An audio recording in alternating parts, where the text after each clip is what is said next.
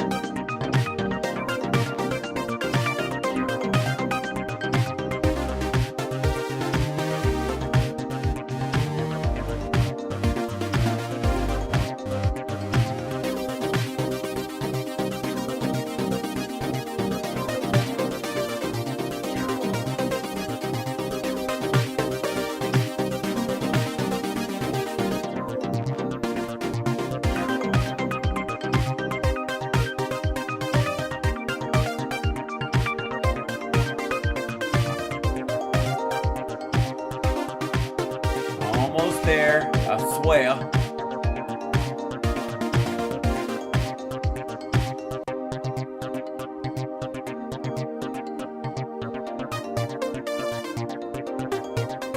I promise I'm almost there. Hang on.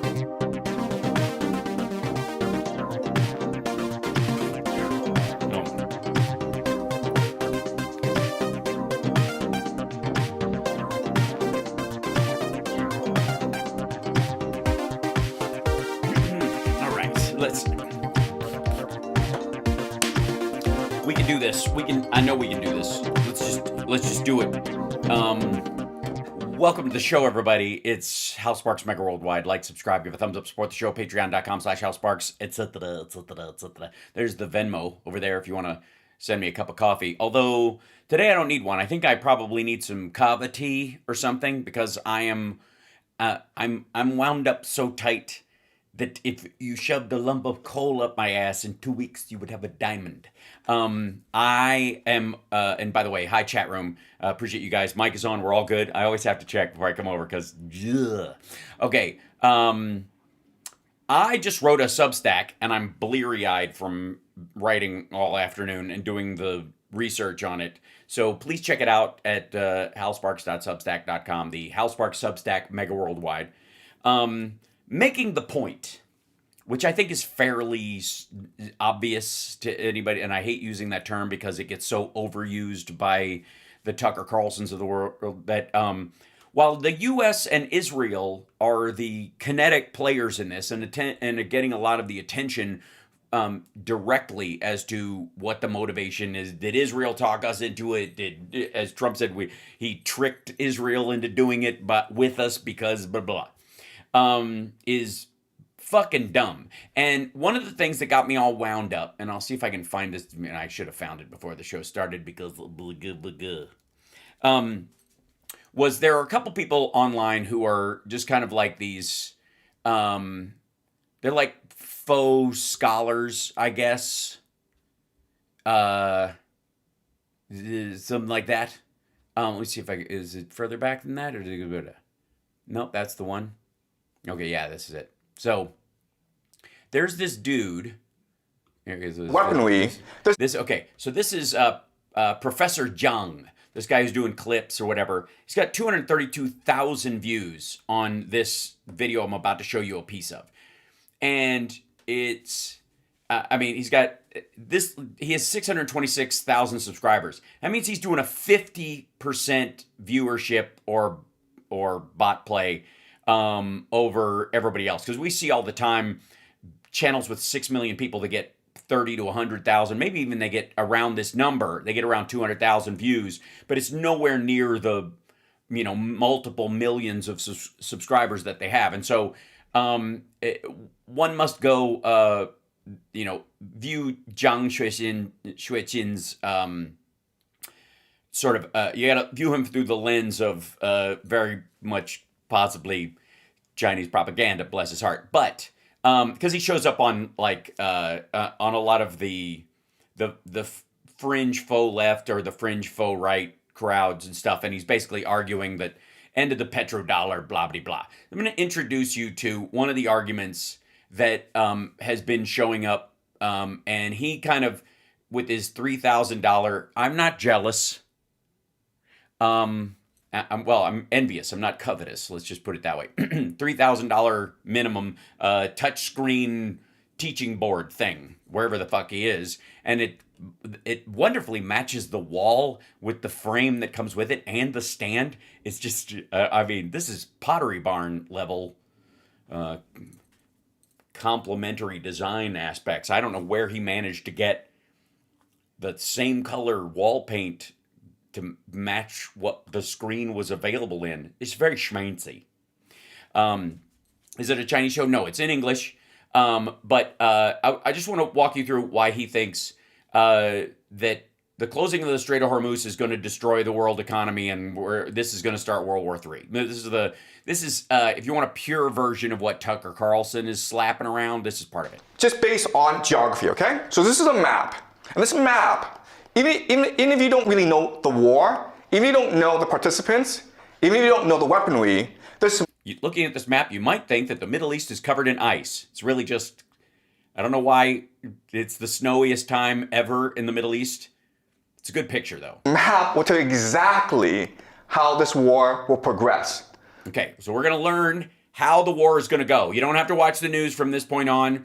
This is how it's going to happen, kids. So just hunker down, start ordering your prepper meals off of Glenn Beck's site, and plan to move into the basement. All right, so some certain things to keep in mind about this map. This is what we call this area, okay? Really small, it's 33 kilometers wide, okay? People can swim across it. It's really, really... I wouldn't advise it, though. Narrow, okay? This small area, guys, it's called the Strait of Hormuz. All right?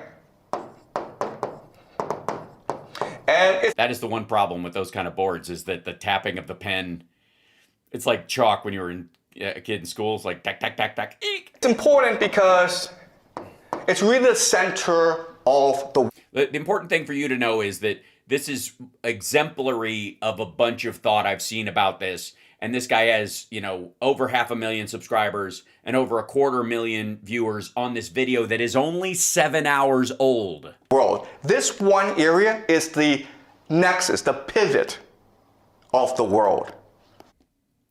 No, it's not. Let me explain why. First of all, it might have been in 1998, but sure. GCC. I guess it is the pivot of the world, and I'll talk you through the numbers in a minute of the oil that goes through there. 20% of the world's oil, 40% of China's oil, 40% of India's oil. The millions of barrels a day, how they could divert it. It's about 20 million barrels a day out of the 108 million barrels a day of oil, because a lot of people are using percentages. 100 to 110 million barrels of oil are used every day.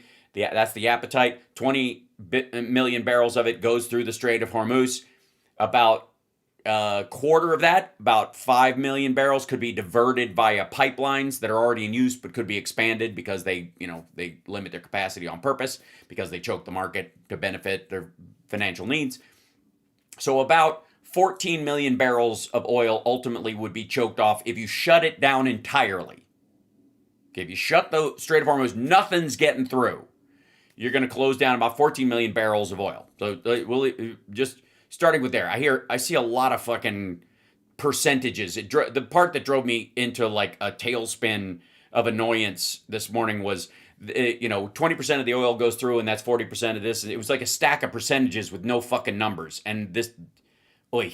You have 20% of all the world's oil flowing through this narrow strait.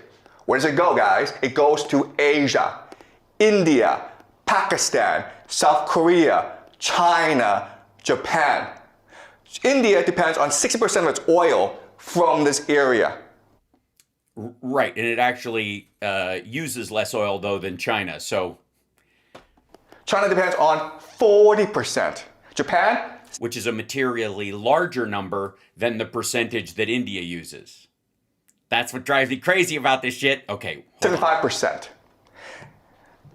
Prime Minister Takeichi of Japan has said that, listen, if the Strait of Hormuz closes, if it closes, okay, if it closes completely, shut off, not slowed down, not whatever, okay, closes. we'll run out of oil in about 8-9 months. Okay, if it showed, it would have to close past that point. They'll run out in 8 months if it stops for at least 8 months. Okay, so if the Iranians are able to shut the Strait of Hormuz for the better part of a year, Japan will run out of oil if they don't bother to find any oil elsewhere, which obviously Alaska, U.S. market, South America. In 8 months, one would think you could remedy it. Japan's not that big. But again, we'll leave it there. This part drives me fucking crazy. The entire Japanese economy would collapse in 8. No, it wouldn't. But again, it would collapse if all energy stopped, I suppose, is the argument here, which I guess, sure. 9 months. He's Chinese, by the way. If the Strait of Hormuz were to close. And guess for at least those 8 months. And then I guess continually past that. Oh my God. Thank you, MZ Lee. I'm trying to break down some of the material story around this because the news is annoying me with numbers when they seem big, but on a percentage wise are low, and percentages when they seem high and the numbers themselves are low. Does that make sense? It's a game I always see played. You guys know I hate it. And this is the Strait of Hormuz storyline is probably the worst. Will it have an impact? Absolutely. But look what would have to happen for it to have that impact. what? The Iranians have closed the Strait of Hormuz. For at least 8 months. Okay? Okay. So we can expect that the entire global economy will suffer greatly over the next few months. If it were to close and stay closed for 8 months. All right, so that's point number one. It's a great point. It's fucking silly, but okay. Two is, okay, so the GCC sends oil across. Oh, by the way, he mentions the GCC, which is the Gulf community state countries or whatever. It's a gathering. It's Saudi Arabia, UAE, Kuwait, Bahrain, Oman, and I'm sure I'm leaving somebody else out. But that's the GCC. He gathers those countries as if they're one monolithic thing, like they're a single country. He mentions this. He says GCC constantly, so that's what he's talking about. Cross the Strait of Hormuz, and what do they get back in return? Food, guys. Yes, they're going to starve to death. If fucking UAE and Saudi Arabia and everybody's going to starve to death if the Hormuz is closed because they can't ship and fly in fucking food elsewhere. Like, Jesus Christ. Look, tankers make sense when you're carrying giant shipments of barrels of oil. Food's a little easier. Grain is lighter. I'm just saying. And you could ship that in trucks. You're not going to fucking starve these people. This is not the fucking, like, the siege of Galilee. All right, so. Yes, I did see Dome. We'll cover some of her today, too. Ugh. People don't appreciate the GCC, but it is really the linchpin of the American empire.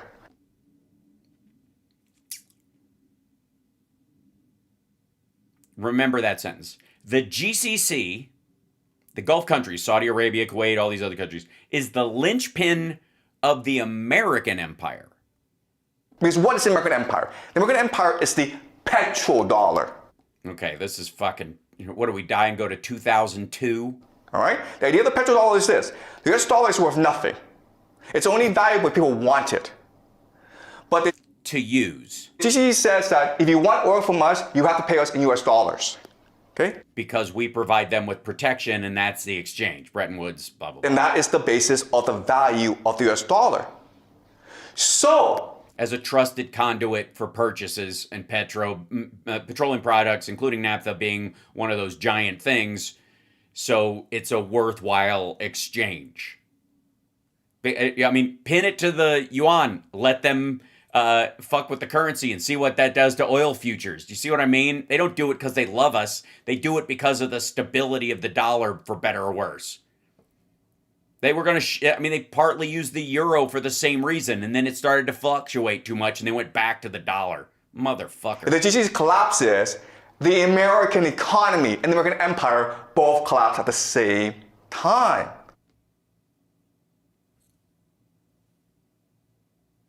What the fuck do you think happens to China since they get 40% of their fuel from that place? What do they use that fuel for? Selling to American consumers. Like, they use it for manufacturing. Who the fuck do you think they're manufacturing for?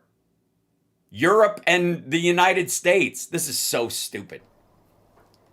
The problem, yes, the Gulf cooperation countries. Thank you very much. Is the GCC is an artificial construct of. No, it isn't. All right. Well, let him finish the sentence. Empire. It does. So America created the Gulf cooperation countries to expand our empire, not because they're shoring up themselves against. I suppose, did we create OPEC too? Does not exist naturally. Why? Because that's no food, that's no oil, no water. Okay, guys? No. Sorry, all right. It's not about the cooperation of these countries that wouldn't exist as an empire thing. These countries, his estimation is that without the U.S. economy or vice versa, these countries would have died out a long time ago in a sandstorm. Is that the theory? Food, no water. A little racist, but sure. So these cities are able to grow in the millions because of all these petrodollars flowing in. If you close off, so they benefit from it and are not hostage to it. Okay, gotcha. The Strait of Hormuz, there's no food coming in. I noticed your map cuts off the entire rest of that continent. There happens to be a lot of food in Africa. I don't know if you know this. Right? They're all gonna No, not right. This is so fucking silly. starve. How much food does the GCC get from overseas? 80%. So does China. 80% of all the food it consumes comes from overseas, that it imports. It doesn't grow by itself, it imports. All right? So the Strait of Hormuz is really key. And again, all right. Also, I'd like to point out that sort of like, yeah, it'll kill the economy if if it's cut off, because Iran has the ability to cut it off for an indeterminate, forever amount of time. I don't know if it's not like the fucking caldera. It's not like they can nuke the fucking passageway and nobody can get through. If you bombed it too much, you'd probably make it wider. The Iranians will close it in order to strangle the global economy.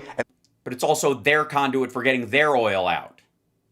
Primarily, that's how the Karg Islands, the other 3 islands they have down there, which I will discuss in a moment. Jesus. Therefore, bankrupt the American empire. Right? Yeah, absolutely. Yeah, we don't have a fucking buffer that other countries don't have. Second thing you will notice is these mountains. These mountains is what we call Iran. All right, this is Iran. This is GCC. Okay, this is not a fair matchup, right? Because these are mountains. And what can you do in mountains? Well, you can hide rocket bases. You can hide drone bases. You also have to supply them, and supplying them takes more resources than supplying something that's on flat land. But yeah, okay, sure. Hide missiles. Right, which is why we're bombing the ever-loving shit out of the place, I would suppose. And that's the entire Iranian offensive strategy, all right? From here, they can hide missiles and drones from which to attack the GCC. And right, which I'm sure it's a one-way fight. What are they attacking? They're attacking 3 things, right? They're attacking American military bases, Well, they're trying to, or they would intend to, right? Okay. Military bases. That's number 1. Okay? Is it possible for the Americans to defend against these attacks? The answer is no! He's like the Chinese Tucker Carlson. You mean if they have giant drone swarms or something like that? Is that the idea? Or that they have all hypersonic missiles? Apparently there are, I mean, you can't defend completely against anything. Neither can the Iranians. That's what a war is. But you can certainly defend more than the other way around, depending on what you get, what you hit. But let's just assume he's right, that everybody in the fucking GCC and on our military bases just stand there with their thumb up their ass. By the way, this is not advocacy for Trump's plan or any of this stuff. I'm just talking about how dumb the arguments around this are becoming. No, it's not. It's the silliest thing in the world. You have all these bases in the Middle East, but you cannot defend them against the Iranians. That's kind of strange. Okay, but that's number one. Number two is... Well, then why... How are they still standing after the last strike and the strike before that? All right, never mind. Oil and energy. How hard is it to blow up an oil field with a drone? Probably pretty easy because everything there is explosive, I'm guessing. I mean, the Saudis get hit by drones from the Houthis all the time, or they send drones. Many of them are Shahed drones that come from Iran in the first place. So, I don't know. They still have shit that's standing, and the Houthis have been trying to wipe them out for a while, but let's work it out. Not hard at all. Can you defend these oil fields? No, you cannot. All right?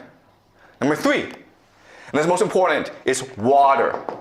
Okay? You guys don't know this, but why does his students not know that there's not a lot of water in the desert, I think? GCC has little access to fresh water. Yeah, we're pretty clear on that's how deserts work. Yeah, we've seen pictures of the places. We understand that concept, yeah. So the only way that it can produce water is what we call desalination plants, okay? These factories that take salt water and then through electrical chemical process turn it into fresh water for the population to use. 60% of the water supply in HCC comes from desalination plants, okay? 60%. Is it hard? So 40% doesn't. Okay, and 60% does. All right, good, okay. Hard to blow up a desalination plant using a drone? The answer is, it's very easy. You understand? Okay? So you have this absurd situation where if Iran attacks civilian infrastructure that heavily, trying to deny people water and food specifically, they become bigger pariahs, and the rest of these Gulf states, which may be standing on the sidelines, might actually join in the effort against them if they're not already in tacitly. But Iran is a mountain fortress. Okay, who's this guy and why we're listening to him? Because he has over 500,000 subscribers. He's got, this video has 250,000 views in 7 hours. And this is informing the Danny Haifongs of the world and the, and Tucker's crowd. They're watching this kind of shit to go, I told you. Just so you know, I'm trying to go to the root and not just attack the fruit, as it were. Where it can hide its offensive capacity. And the GCC, it's just this desert, this flat desert, and it is exposed to attack, and there's nothing it can do about it, okay? So at any point in this war, the Iranians can choose to just destroy the entire GCC. Well, gee, it sounds like you're making a good case for the U.S. and Israel to destroy their capacity to do that because they're defending the civilians of those areas because the Iranians would. I don't know where the fuck this is so dumb. Like, flatland countries can't defend themselves against mountainous attacks. And there's nothing that anyone can do about it. Okay. Well, they are doing something about it. If they can't do anything about it, then why isn't everything hit all at once? Why are we even hearing about hotels being struck by a drone if they can all be hit by a drone because they have no defense? Or are these just strays?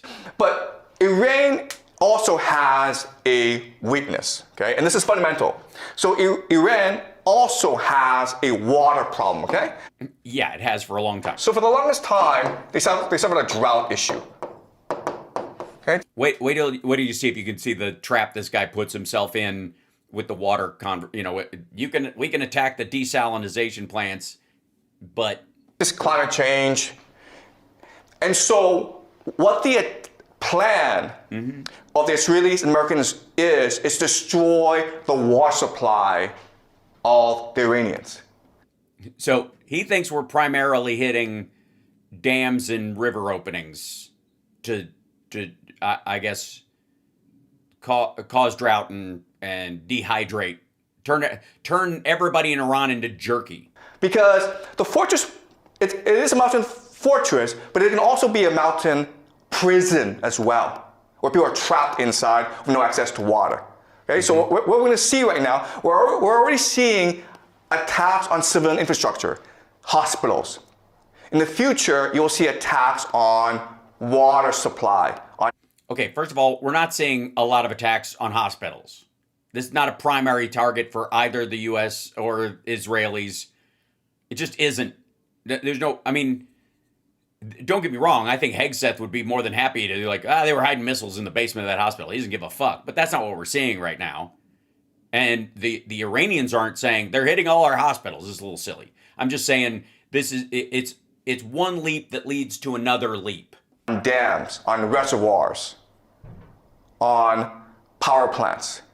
Yeah, power plants are different than dams and water supplies, especially because they don't use those power supplies for desalination plants.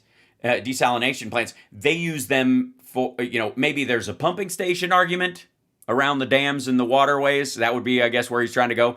But this is standard energy infrastructure shit around military bases and stuff like that. This is so weird. The point, the idea is to make Iran so uninhabitable, but sure, that the people will have to rebel against the people, or there'll be a refugee crisis in Iran. Okay? So as you can see from this map, this war, it is... Also, just for the record, a topographical image, not a map. I'm just saying, a map has clear boundaries. It's not just an aerial shot. There's a difference between an aerial shot and a map. I know you're using it as a map, but... the end of the world. Okay? This is the end of the world. Just so you know, I wanted you guys to prep. I don't even know, if you're still watching the live stream, you should be in the basement drinking, liquid pancakes out of a tube by now. Both sides have the potential to destroy each other. It's really a question of... By the way, you're just, don't threaten Stephen Miller with a good time. Let me get this straight. We can start a fight in the region, and what will result is the Arabs on both sides will kill each other. That, honestly, with this crowd, it sounds like a feature, not a bug. How far do they want to go? All right? We can also say this is almost a game of chicken. Okay? Yeah, you don't have to write the word chicken. We get it. Okay, go ahead and write the word chicken. And you don't have to spell it right either. Chicklin? Okay. We can blow each other up. How far do you want to go? Bruh. And the problem is this. The problem is that... that's an untenable option? The Iranians are Shia, which believes in martyrdom. And you've killed the religious leader, the Ayatollah Khamenei. So they have a new one, but yeah. They're willing to go very, very far. Right, but he's dead, but the son might not want to die right away. It's easier to be a martyr when you're in your late 80s. What are you doing? Shaving 6 years off the tail end if you're lucky? But the son might be like, I don't know about this whole martyrdom thing. Look at how, the people Saddam's leadership were. The GCC countries are Muslim, but they're materialistic. They love money. That's right. Yeah. And being alive, apparently, in a way the Iranians don't care about being alive. And also, most of the population are expatriates, foreigners. 90% of Dubai are foreigners. Guess what's going to happen if they suffer? They're all going to run away. Okay? So this is not a fair... If they can, I guess, if you haven't blown up the airport. ...fair matchup. The big question that people have is, first of all, are the Americans going to use ground troops? Because the only way that you can defeat Iran is by using ground troops, okay? That's a big question we will look at over the next few weeks. When they do it or don't do it, we'll say whether it was good or not after it's already done. Wouldn't you, if you're saying that this ultimate destruction thing is going to happen, why wouldn't you just predict the reality of ground troops? I would argue that There's 3 islands around the Strait of Hormuz that Iran has control of that they use as satellites. They have a lot of civilians on them, but they also use them for military purposes, and you can't bomb them because you'll kill too many civilians and turn things against you. So those would be the ones you would invade, destroy the military site, and then bug the fuck out. And you would use that as a, hey, we landed, we did some shit, and then we left. It's very fucking Venezuela. And that, I think, is actually the direction that maybe us or the Israelis will probably go. I would argue that that's where you go. The other thing is you park a bunch of fucking troops up here and use it as a, as a launching zone for anything you have to do further into the country, where if they attack you, they're attacking their own country to drive you out. I'm just going to go out on a limb and say that that's a feasible possibility. Trump has toyed with the idea of ground troops and doesn't give a shit about boots on the ground, and that's one of the areas where I think you could see that first. Doesn't mean they're going to stop there. Oh, don't get me wrong. But a bigger force takes a longer period of time, and they would love these like hot shot roll in, bang things up, and split. They want this to look like a fucking Delta Force Chuck Norris movie. Anyways, back to him being dumb about our leaders being dumb. Will America send its army, 500,000, 2 million soldiers to topple the government? Okay, that's question number 1. Question number 2, nuclear weapons. Yeah, these are our 2 options. Send in 2 million troops or nuke the place. If you lose the... I gotta say, there's probably a gray area between those 2 goalposts. Just saying. Shit, I don't doubt that somebody like Hegseth floated both. Get our guys in there, man, pound away. They'll die for America. And then we'll just nuke them while they've got them. They'll hold on to an IRGC guy so he can't run away. And then we nuke the mess. And we salute the dead soldiers from the warm side of a bay window, sir. War, would you choose to use nuclear weapons? Okay, that's another big question that we have, okay? And another big question that we have is, who do they have them? Gets involved?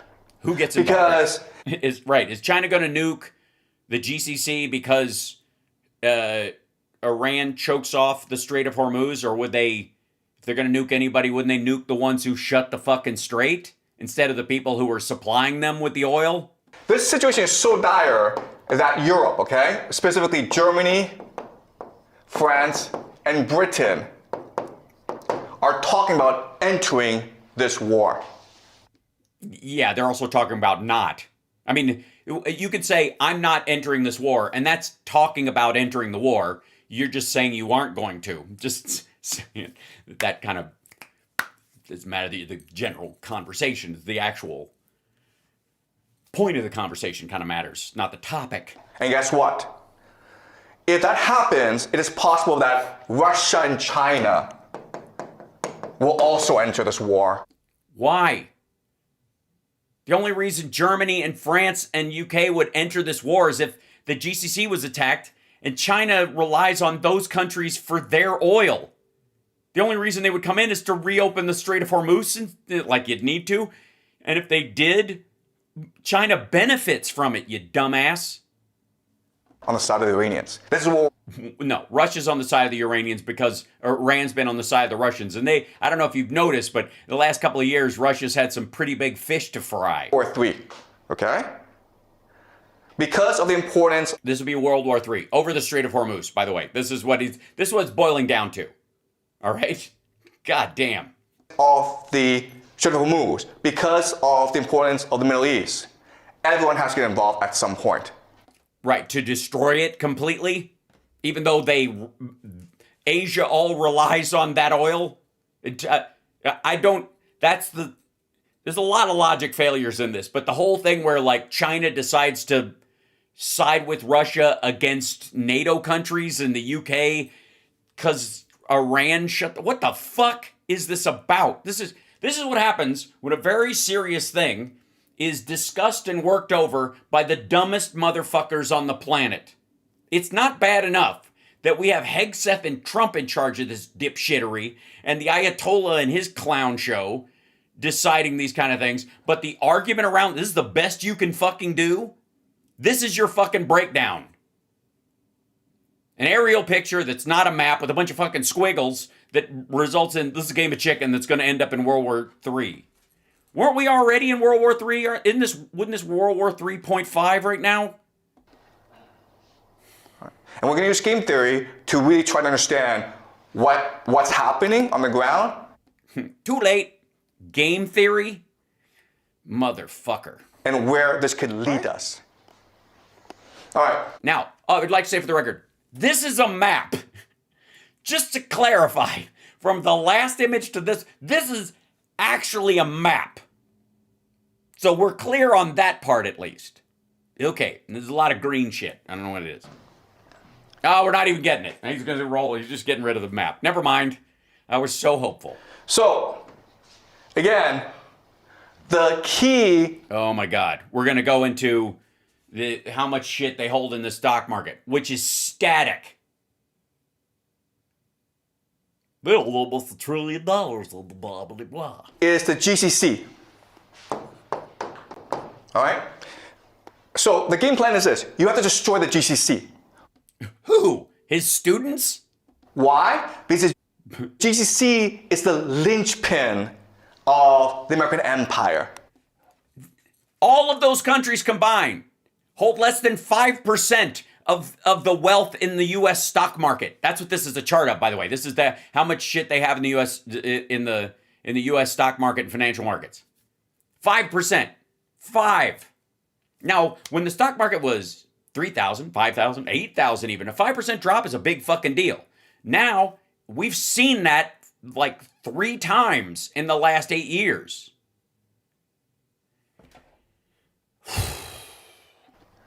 So what the GCC does is this. It sells oil. By the way, this does bring up a good point, though, of who benefits from Iran being out of the picture and why Iran would have to destroy the GCC to hurt America, but it's really about those countries. Sells oil, and then for US dollars. Where does it put US dollars? It puts US dollars into the American stock market.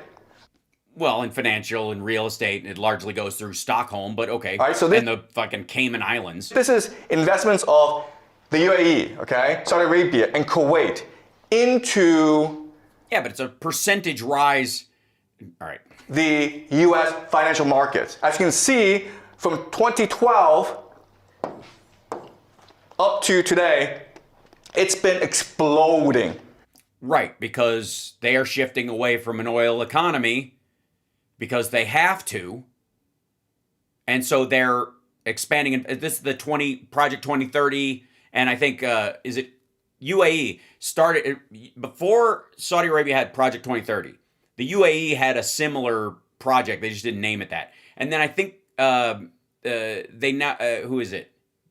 It's not Bahrain. It's one of the other places. Yeah, it might be the UAE. They've renamed it Project 2040, right? Is how the fuck do we get out from under the resource curse? All right? Because the U.S. financial markets is one of the safest places where you can put your money.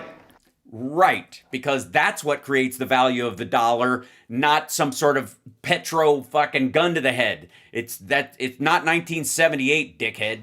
The intention is this. This is the same stuff. This is where Jimmy Dore, like Kurt Metzger, get their shit from. The intention is, hey, if I cut off oil, and these countries no longer have access to US dollars, they're forced to spend whatever resources they have on protecting themselves, okay? Or they sell their oil that they do sell for a higher dollar amount, and the U.S. picks up the tab for the insurance, which has been basically a tax on all those countries during the time the Strait of Hormuz is shut down, and it's a wash for us, I guess.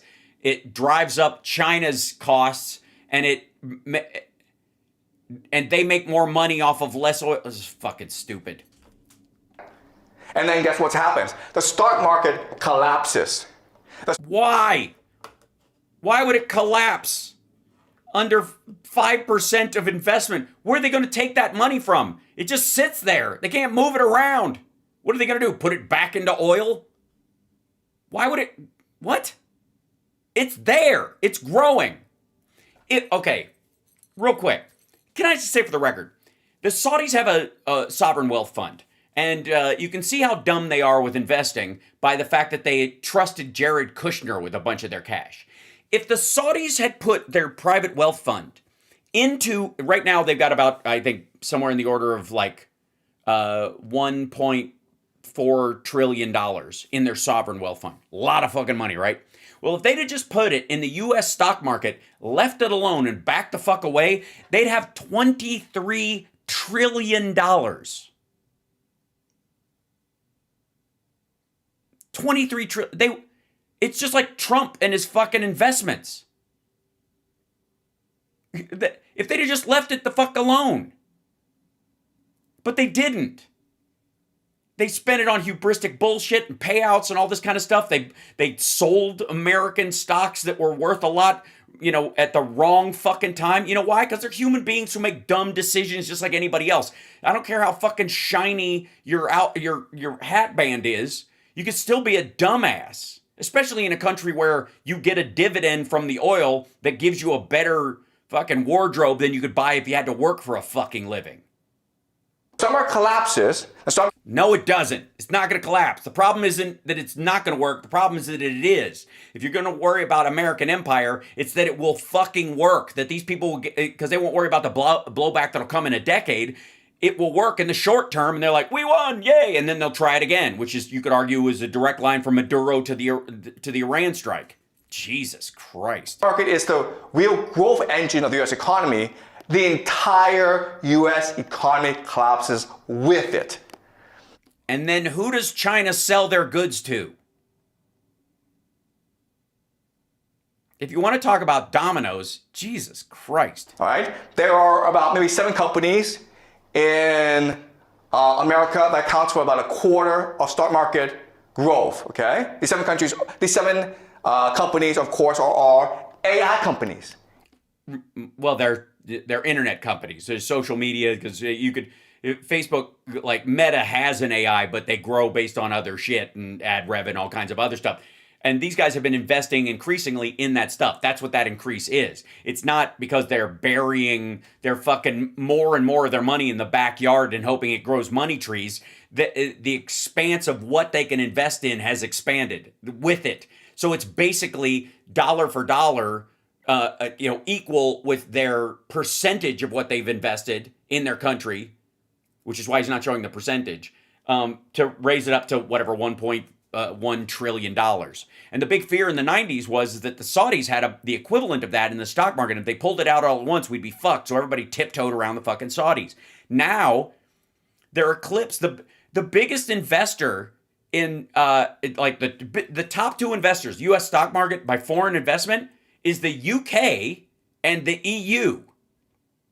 The Saudis used to be in the top 2. Now they're like 5th. NVIDIA, Microsoft, Google, Apple, okay? These are the companies, and then these companies are heavily invested in by the GCC nations. So if these nations are no longer able to invest in the stock market, these companies will collapse in value. No, they won't. Other people will buy the stocks that they own at a premium and watch them go up. The EU and the UK will invest more into it because they'll be able to get those stocks at a premium that are tied up by the sovereign wealth fund. And with that, what the fuck do you think? What does he think people do with fucking stock certificates? They just burn them? Nobody can have this. Like, they sell them. If they dump them, the price collapses, and all the institutional investors from fucking BlackRock and European, pension funds and all that stuff buy them at a premium and fucking stand there on them and wait for them to go up. It's an investment. You think this is going to destroy the advance of technology? That would lead to economic depression in America. Okay. It doesn't make sense. You're right. All of what you're saying doesn't make sense. Okay, so now you know why I'm livid and why I wrote a Substack specifically about who benefits. Qui Sonny Bono in this, because I have been arguing that while the U.S. and Israel are getting a lot of attention as the beneficiaries of an attack on Iran and Iran, the regime being destroyed and stuff, because we're the kinetic players in it, we're getting more attention because it's very fiery. It's It's like, you know, a fucking apartment fire on the news. It's going to draw your attention. But who really benefits from it is what he's talking about with the GCC countries, because they're all tacitly supporting this. And we all know that MBS was the one who made the final call, like, go ahead, fuck up Iran, because all of those countries live under this glass ceiling of Iran. Because all this investment Dubai wants to do, all this building out of the Nome City and the Line City and all this kind of shit is all under the possibility that at some point Iran will snap and fuck them up because it's Shia versus Sunni. And that's going to work its way out eventually if you let it. If it just festers and festers, at some point their fear is, and worldwide investors' fear is, I'm not going to go do business in fucking Dubai and all these places. I can't move everything there because they've literally got a mortal enemy religiously across this 33 kilometer or 30 kilometer stretch of water that can fuck up the world economy and drag it down, blah blah. That's the storyline. And so as you head towards Iran getting increasingly more violent or bigger in their reach, and the religious aspect of the rest of these countries, which are Sunni versus Shia, anybody who would want to invest in it, even if you don't think it's going to pop up, try to get insurance. It's higher. It takes more to insure your ships going through the Strait of Hormuz, even when it isn't shut down, because there's always a chance that your ship could be the first one sunk as it goes through there. So it's always been expensive. It's been more expensive than it would be if there was peace or the other side couldn't take advantage and shut down the Strait of Hormuz. And so at some point, somebody along the way was either going to say, fuck oil, we're moving away entirely. We don't give a shit who goes through there. Nobody even needs that anymore. We found other ways of doing that, which takes a long time, or they're going to have to tear off the Band-Aid and fuck up Iran to clear this strait and to help the investment that Kushner and all these other motherfuckers want to put in Dubai and Kuwait and Qatar and all these other places. They want to make that a safe investment. And while Iran is run by mullahs and an ayatollah, it ain't, at least to a degree. And as they increase towards a nuclear weapon over the years, there have been many, there's been a lot of back and forth. But if you watch it as one big constant construction from basically 1970 to now, there's just been back and forth conversations like a hostage crisis where, we're all standing out there with a fucking, bullhorn going, let the people go. And the hostages in this situation are these uber rich GCC countries who could be a lot more uber rich in their estimation, or could at least survive the drop in, they could survive the resource curse if they had other opportunities. Well, they're not going to get those opportunities as long as it's too dangerous. So that's what I'm saying. Okay, this is, we're sending in ground troops. Well, that's the thing. There are areas where we will have to, because of the goals stated by, Trump and co. All right, now, let's move on to our regularly scheduled whack jobs that we have to deal with here. And I know I have, where did you go? Oh, here it is. Alex Jones had on Nick Fuentes. And Nick is telling all of his supporters to vote Democratic to fuck with the Republicans because it is time for them to I love Alex. I went on there. Hold on. So this is him. He goes, I love Alex. I went on there at about 1 o'clock and we got into this Iran war and it was it's very serious. And look, people like him and we have been pushed to the limit. We gave our lives to this. We sacrificed so much. And now to see Donald Trump. Oh, okay, real quick. Real quick. Gave your lives and sacrificed this? Bad use of a phrase when we've literally lost soldiers this week. You America first jingoistic weenie. He's the one that's going to deliver us into a war with Iran. That's why I keep saying it's just surreal. And not in No, it's completely predictable. a good way, in a deeply disturbing, unsettling way. And I could tell, yeah. Trump is losing him. Trump is losing Alex Jones. He's losing everybody. Real quick. And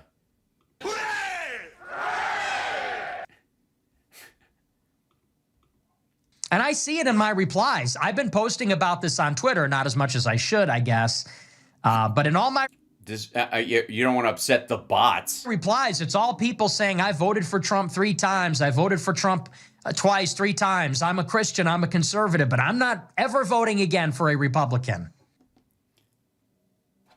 Well, I mean, this is, one of those moments where I think we all are dealing with a very serious turn where one's introspection collides with one's self-image, and you say, there's a moment where I can sit down and look deep inside myself and stop blaming Trump for being the wolf in sheep's clothing, the fox in the henhouse, the pussy-grabbing adjudicated rapist wingman of Jeffrey Epstein that I always knew he was. How much longer can I blame him before I look into the mirror and go, really, I picked this haircut? And then go, maybe it's me. Maybe it's not that I'm dumb right now, or that I've been dumb the last couple of years, but that I am permanently dumb. Maybe I shouldn't vote because I shouldn't inflict any idea I have must be a bad idea because I'm a part of the dipshit brigade. Nah, that requires too much honesty. And I get it. And I understand. I get it. Nick Hold on. has a right to say that, but Okay, Nick has a right to say that. I'm already down here, man. don't penalize. We're not going to get to vote for Trump again. Really? You don't think he's going to try and run again? I mean, I agree. I don't think he's going to make it to the fucking midterms, but he certainly yammers like he's planning on running again. But you can vote for Vance. You can vote for the other maggots who are on board with this shit on every news channel. But for the good Republican candidate, But for the good, There are none. it's absolutely voting at others to vote because the Democrats are 100. Sorry, what do you mean the good ones? Massey? The ones that are pushing back against this particular shit? You're trying to primary those motherfuckers. You guys are done. We dealt with this bullshit with the TYT crowd. And it gave Trump the fucking SCOTUS. So suck it. You're on the receiving end of this shit. Times worse. I'm not saying Nick's bad for saying walk away from the Republican Party to teach a lesson because we're not their bitch. I get his anger. I just don't understand the tactical part of it because lizard people. But if you really sit back and analyze that, Is this, by the way, is this how, like, Wolfman Jack ended up with the voice that he had? He just had really bad, horrible, crunchy acid reflux for like 2 decades, and then one day it just popped, and he's like, I'm Wolfman Jack, baby, we're playing the hits for you. Is that what happens to your voice over time? that doesn't really save the country in the end. And This does? the neocons and the Thunes of the world, Thunes of the world? What are you talking about? That dude's hanging on by his fucking fingernails. Trump is listening to the neocons, you dumbass. Notice how maybe he'll bring up Lindsey Graham. Who knows? and the Lindsey Grahams of the world, There you go. All right. Well, you can kind of smell it. want Notice he doesn't name the other ones, just the leader of the Senate who's, doing what Trump tells him to do, which is exactly what these motherfuckers expect. And Lindsey Graham, because he's a closet queen that they all hate for that reason. And, and as long as he's sucked up to Trump in the past, they're like, go Lindsey. And then as soon as Trump starts listening to Lindsey, you're like, fuck that guy. And you're like, maybe it's Trump. the MAGA people to MAGA. Oh, ew. Ew, MAGA. Ew. Oh, it's MAGA now. It's not MAGA, it's MAGA. Ew. Well, my goodness. MAGA, is it? Well, then I'll be in the grand piano, in the drawing room playing the grand piano as we all listen to MAGA. walk away so we're not influencing the Republican Party and Make America great again. continuing to take it over. Wouldn't it be MUGA? This is a That makes more sense. process, folks. Rome wasn't built in a day. So neither was this Iraq war. This is just phase 2 of maybe 3 or 5 that Trump's going to keep doing all through the fucking midterms. Shithead. His anger and how he's upset with Trump. He's very upset. But that's why I'm playing some Elvis Presley for him, baby. I disagree when he says don't vote Republican. That'll punish Well, that's because you're a tool for the establishment. them for not keeping some of their promises. When you compare them to the Democrats and how many good Republican candidates there are and good Like? people in government and Wait a minute. Did Alex Jones just say there are good people in government? What the fuck happened? They've gotten to him. The lizard people have gotten to him. Hold on, I forgot to wear my Alex Jones hat. Real quick, 1 second. I have to wear this when we deal with Alex Jones because it sums up my feelings on the entire thing. So, anyways, go ahead, Alex. Go ahead. Just say what you were saying. governors and attorney generals. And Dan Crenshaw, the neocon, losing by 15 points in the primary last night in Texas. Who basically supports this thing, man. And Jasmine Crockett getting shot down. Yeah, she's a Democrat. That's the big fight. Trump doesn't decide our total destiny. Apparently he does. He signed off on all this shit, dum-dum. Unless he gets us all killed in nuclear war. Unless, there is that, I guess. There is that whole, unless he gets us all killed in a nuclear war. But short of that, He rode in on the populist wave that we're all a part of. which apparently was just a way of for him to hide his neocon tendencies by hiding behind a wave of suckers and losers like yourself. So when you balance it out, and Yeah, on balance, anything short of nuclear war, he's still my guy. people that are totally anti-Trump misrepresent what I say, and people that are pro-Trump misrepresent. I'm very clear. Well, in their defense, you talk a lot of shit. And I think my idea is very pragmatic. It's what everybody. Yeah, that's what I was. Alex Jones, the pragmatist. should adopt. I think most people do adopt this. We don't want communism. We don't want the Great Reset. We don't want open borders. We don't want the New World Order. And obviously, You do want a new world order because he's creating a new world order. You have to ask the question: is why are you getting rid of the old one? And which world order is this? Do they make a new world order every fucking 12 years, according to you?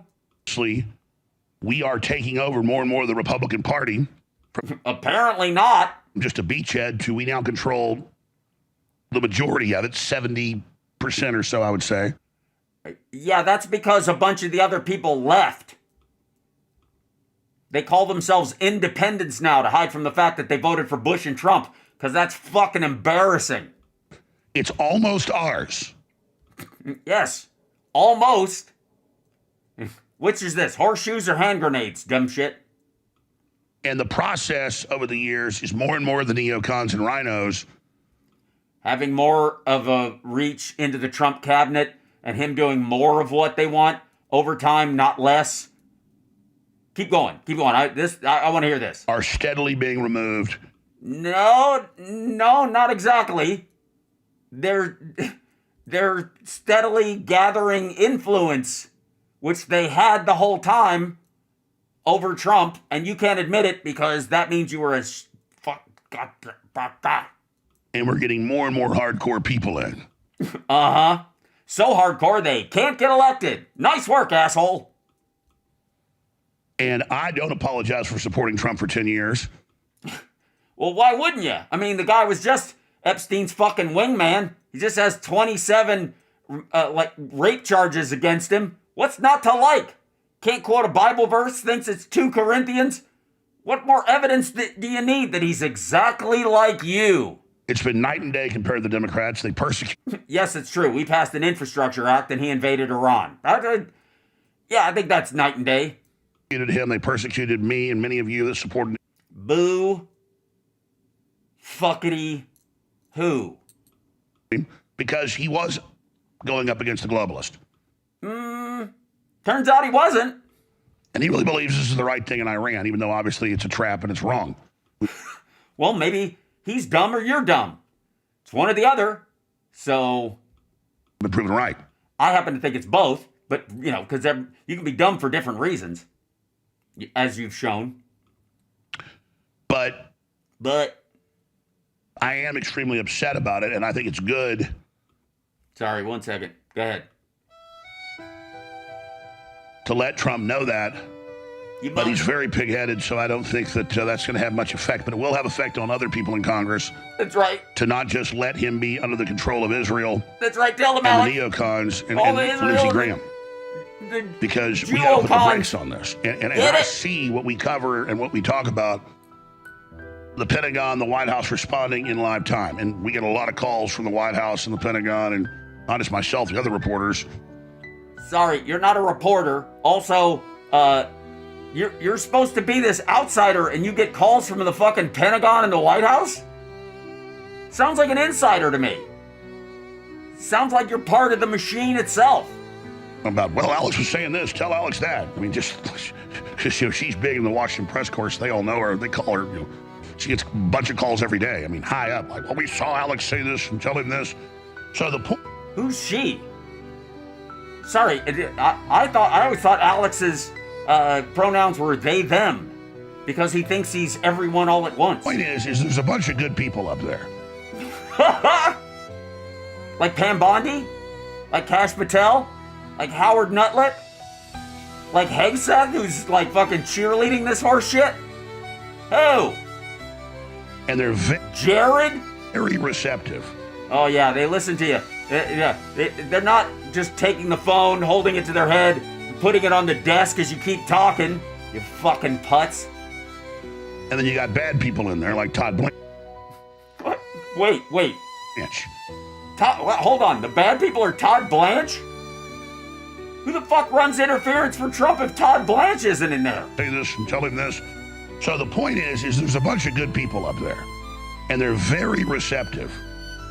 And then you got bad people in there like Todd Blanche. What? Where the fuck did the Todd Blanche thing come from? Fuck does Todd Blanche have to do with Iran? He's just got one job: protect Trump from Ghislaine Maxwell taking her foot off the dead man switch. Running the Justice Department.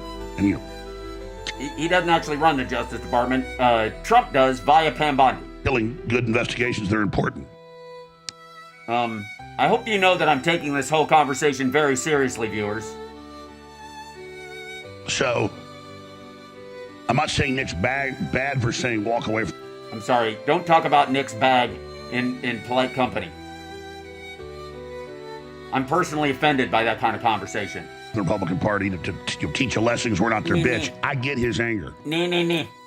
But if you really sit back and analyze that, that doesn't really save the country in the end. And the neocons Maybe we want to save the country in the front. and the Thunes of the world and the Lindsey Grahams of the world want the MAGA people to walk away so we're not influencing the Republican Party and continuing to take it over. I got news for you, asshole. You're not influencing the Republican Party. You've got Trump's fucking cell phone number, and he still did this. What the fuck are you talking about? This is a process, folks. Yeah, that's what it is. It's a fucking process. I'll show you a process. Right on your forehead. Rome wasn't built in a day. Which is, it's a classic phrase that has zero meaning in this circumstance. And, well, we'll talk about it when we come back, but we have gotten so Yeah. You should take a break and think about this. much good under Trump. So much good. Like, there was that, the thing where I forget. But anyways, what? And if he starts going sideways, which is happening, that's sad, but we just move forward. Yeah, that's what we're doing. We're moving forward.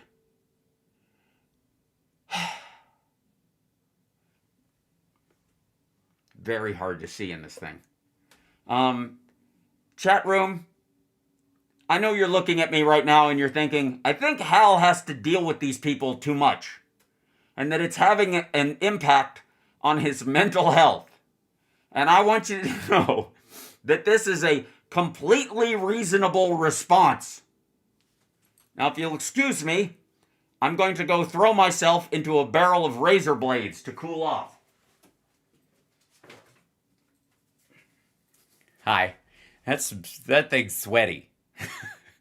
I was having flashbacks to Halloween when I was a kid. Remember when you used to wear the plastic masks that were held with the one string, and like by the time you got done trick or treating, the inside of it was like your cheeks were all sweaty, and the nose part was full of snot. Yes, this is a sane person's response to this fucking craziness. Let me grab one more thing, and we'll move this up here, and we'll start.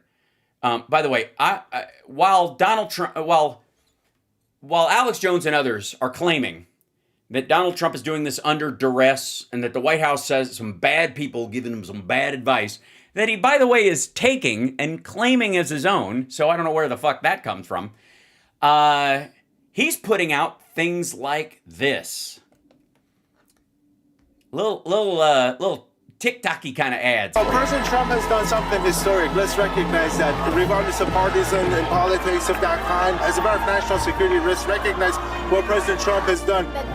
By the way, can I just say for the record that I'm excited anytime people who speak Farsi or Arabic are parading in the streets for peace and that kind of stuff, just because the writing alone gives Tucker Carlson the heebie-jeebies. So, you know, I draw a little sliver of pleasure from knowing that that's happening. That, like, they show this stuff on and they're like, look, the Iranians are celebrating in the streets. And like, the Iranians are celebrating in the streets? That's the reaction from fucking Nick Fuentes and Tucker and all these assholes. So enjoy listening to hear that sound way off in the distance? Yeah, that's their blood boiling. The very moment they've been waiting for 47 years. We're shown photos of the people that were allegedly killed by the regime. There were people here holding those photos and saying that this day is for them. President Trump being thanked by name here in this crowd. But some people are even Democratic voters who are praising the president. Trump is not just saving America. President Trump is saving the world. Trump isn't saving America. He's saving the world. That's exactly what they wanted. People of Iran are so grateful that President Trump is finally the one who helped us out. After the Clintons, the Bushes, the Obamas, the Bidens, nobody even cared for the Iranian. Yeah, they did. They just didn't care to bomb the fucking country and create regime change because there were other options up until Trump scuttled the peace deal we actually did have. People as much as President Trump.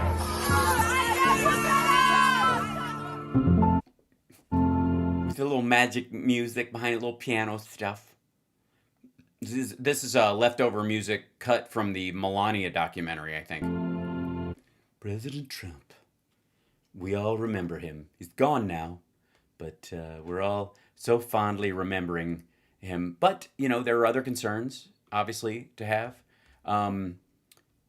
Some of you see Iranians dancing in the street and go, well, you know, I may not agree with how it's being done, but I can argue that the Ayatollah being gone is good, and I'm for free people everywhere, and I'm glad that they're celebrating. I hope it works out, because I think sometimes, you know, the road to hell is paved with good intentions, and they might actually, you know, it might fuck up more things than it solves. But in the meantime, Benny Johnson sees something different.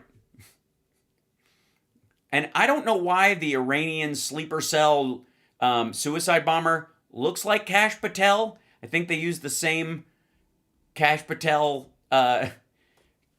character generator that they use on his thing. And the guy's headband says property of Allah, by the way, because that's what was written on the guy's shirt who shot up things in Austin. Goat. Good goat. Good goat. Banana! Bad goat.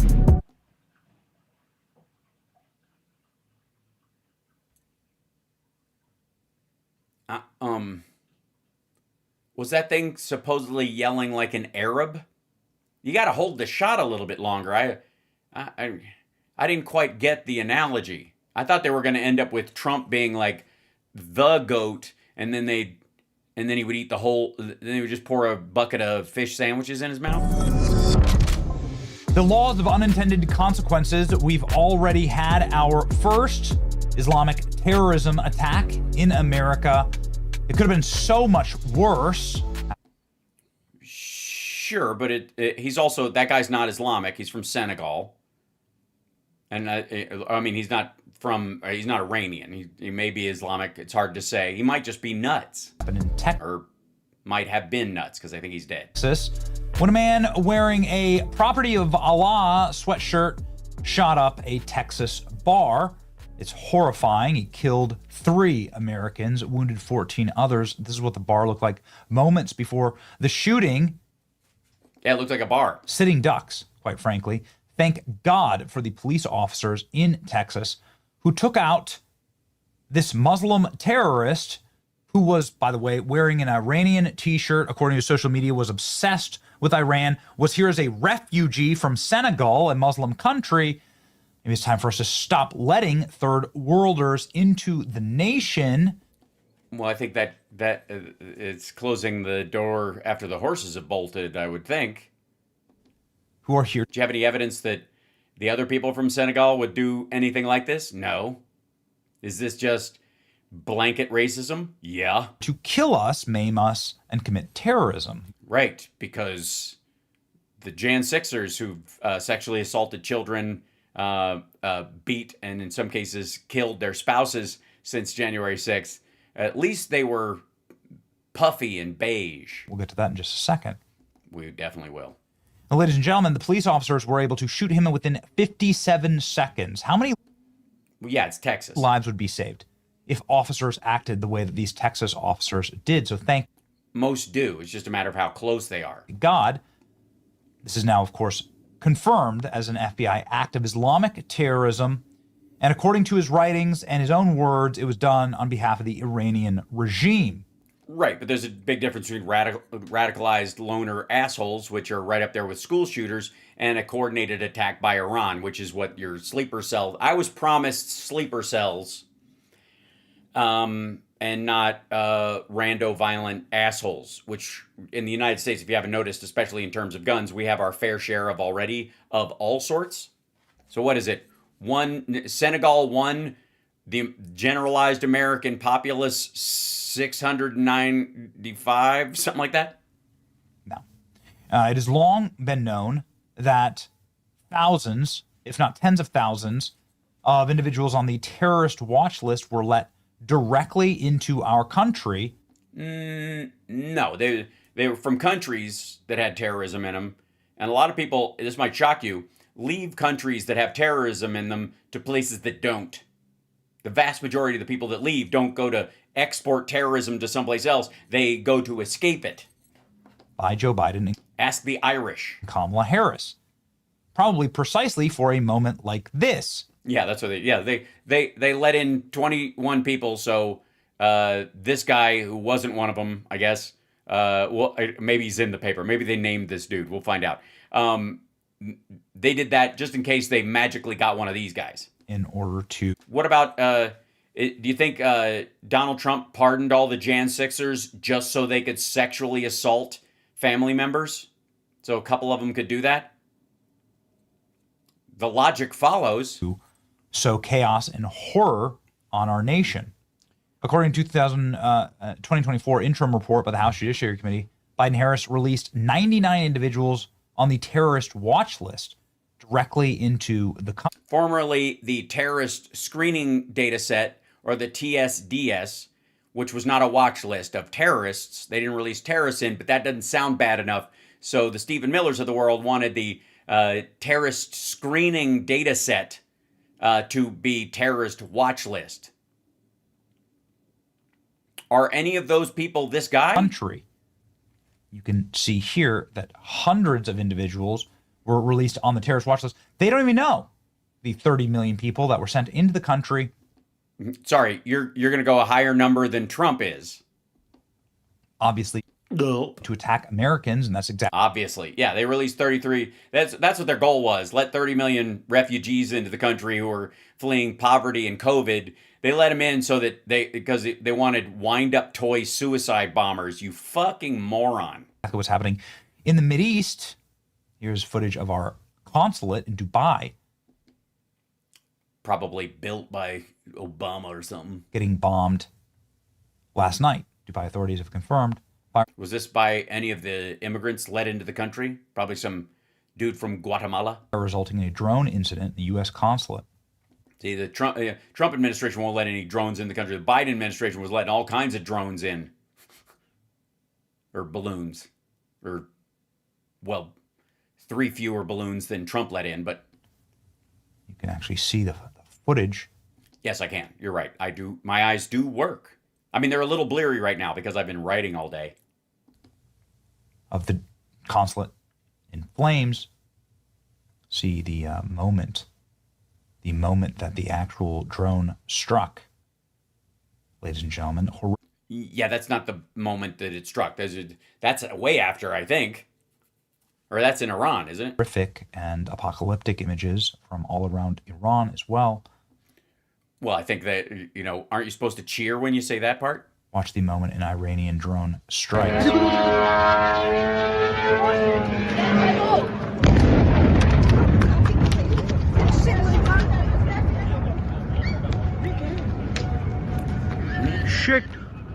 Shit. Okay, that's amazing. Bad thing that drone strikes our consulate. This is a negative. But the guy saying shit.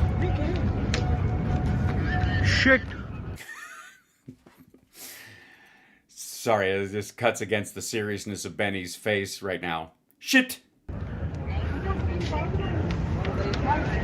Horrifying scene here, ladies and gentlemen. Man, that is the sound of a high-tech drone.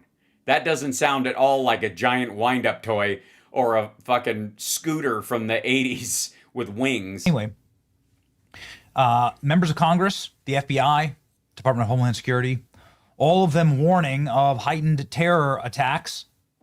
Yeah, and they have everything they need to push back against those, yeah. Obviously, Tim Burchett blasting Democrats for shutting. Obviously, because that's what it says on Mario Naval's Twitter feed, so obviously. Down DHS while we are inside of a heightened terrorist risk. Came in over the border that... Why are we in a heightened terrorist risk? Did something happen? Want to do us a great deal of harm. You always hear military fighting men's age. That just seemed to swamp our borders. Oh, you mean the roofing age men that come into the country and end up working in construction? And while they're trying to round up all the terrorists and lunatics and cannibal psychopaths that other countries, catapulted into our nation, they end up having to chase dudes who are in the process of roofing in 90 degree weather. Yeah, those guys, the roofing age men, the farming age men. And now with the conflict in Iran. Oh, it's a conflict. Thank you for clarifying. Knowing that we have a lot of Iranians here that are not friendly to this country. Oh, do we? We have, well, shit, why don't we have internment camps, I guess? Is that going to be the new Republican plan? I don't want to give them any ideas. It's crazy. Dude, it's so crazy. It's completely crazy. But it's crazy. That the Democrats have defunded Homeland Security. Well, they didn't. You could reopen it. All you got to do is give body cams to ICE agents. Why is that more important than securing the nation? Why is not giving them body cams more important to you than them being on the job protecting the country, which, by the way, they have plenty of funding for? Now we have a report out from the Daily Mail that Iranian sleeper cells have been activated inside of America. Sorry, what does that mean? They've been activated? Did they get a new gym membership and started brushing their teeth to fit in? What are you talking about? Here we go. Homeland Security bosses reveal go signal sent from Tehran. Top U.S. targets now most at risk. Let's read. Yeah, let's read. And let's tongue jut before we read, because reading is fun and dumb and mental. Top security veterans are warning that Iranian sleeper cells are radicalized inside of America. The U.S. and Israeli forces. What do you think the yeah but's going to be in this article? Pound targets in Iran, including an operation that killed a Supreme Ayatollah. Federal counterterrorism teams have fanned out across the country, bracing for what could come next. Exclusive interview with the Daily Mail, DHS senior advisor and Secret Service supervisor Chad Marino says the nation is facing a convergence of threats from Iran-aligned lone wolves. Obviously, we've already seen Iranian attempts on President Trump's life. Yeah, we haven't actually. We heard that there was an Iranian assassin squad that was after him. we've never seen them. We've never seen material evidence of any of that. That's fucking ghost language. What you did skip past, right, with the Iran-aligned lone wolf thing is the guy who just decided, apropos of nothing, to go shoot up a fucking bar, as if that's unique. And you went past the potential sleeper cells because I guess Trump looked the other way. When did some of these people get in the country? They all get into the country under Biden? Maybe not. Is it possible to have 20, 15, 10 people in the country that are part of a cell that go out and carry out simultaneous attacks? Yes, it is. He warned terrorists seeking maximum. Yes, that is true. That's always been true. That was our concern during the Cold War with Russians. Carnage would attack soft targets, venues, crowded events, concerts and sports matches, public spaces, and mass gatherings. Along with don't give them any ideas. And then maybe they should think about the MetLife Stadium. Looming concerns, upcoming World Cup designated national security event, the tournament will draw massive crowds, global attention, precisely the type of target for an extremist group. Marino invoked the specter of coordinated Mumbai-style atrocities, referencing the 2008 attacks in India that involved multiple teams striking different. Yeah, like, what the fuck do you think these guys think about all day long? That doesn't mean they do exist. He was asked, could they exist? And he's like, yeah, they could. We gotta be vigilant against it. Excellent. Like every police department in the country is like, could somebody get murdered in this town? Yeah, well, we should probably have a fingerprint kit, and everybody should have guns just in case that does happen. Locations and rapid succession. You have a convergence of all of these teams all together at the possibilities automatically snap into place. I don't think that's what he said. Don't, if I may, hold on, where's my, there it is. I gotta get a giant pointer. So you have this convergence of all these threats and of all these possibilities now coming together. That's what the sentence says. Let's hear Benny read it. That involved multiple teams striking different locations in rapid succession. You have a convergence of all of these teams all together. Teams, threats, teams. I guess the threat is coming from soccer teams. Other the possibilities automatically snap into place. And of course, we've already seen property of Allah here.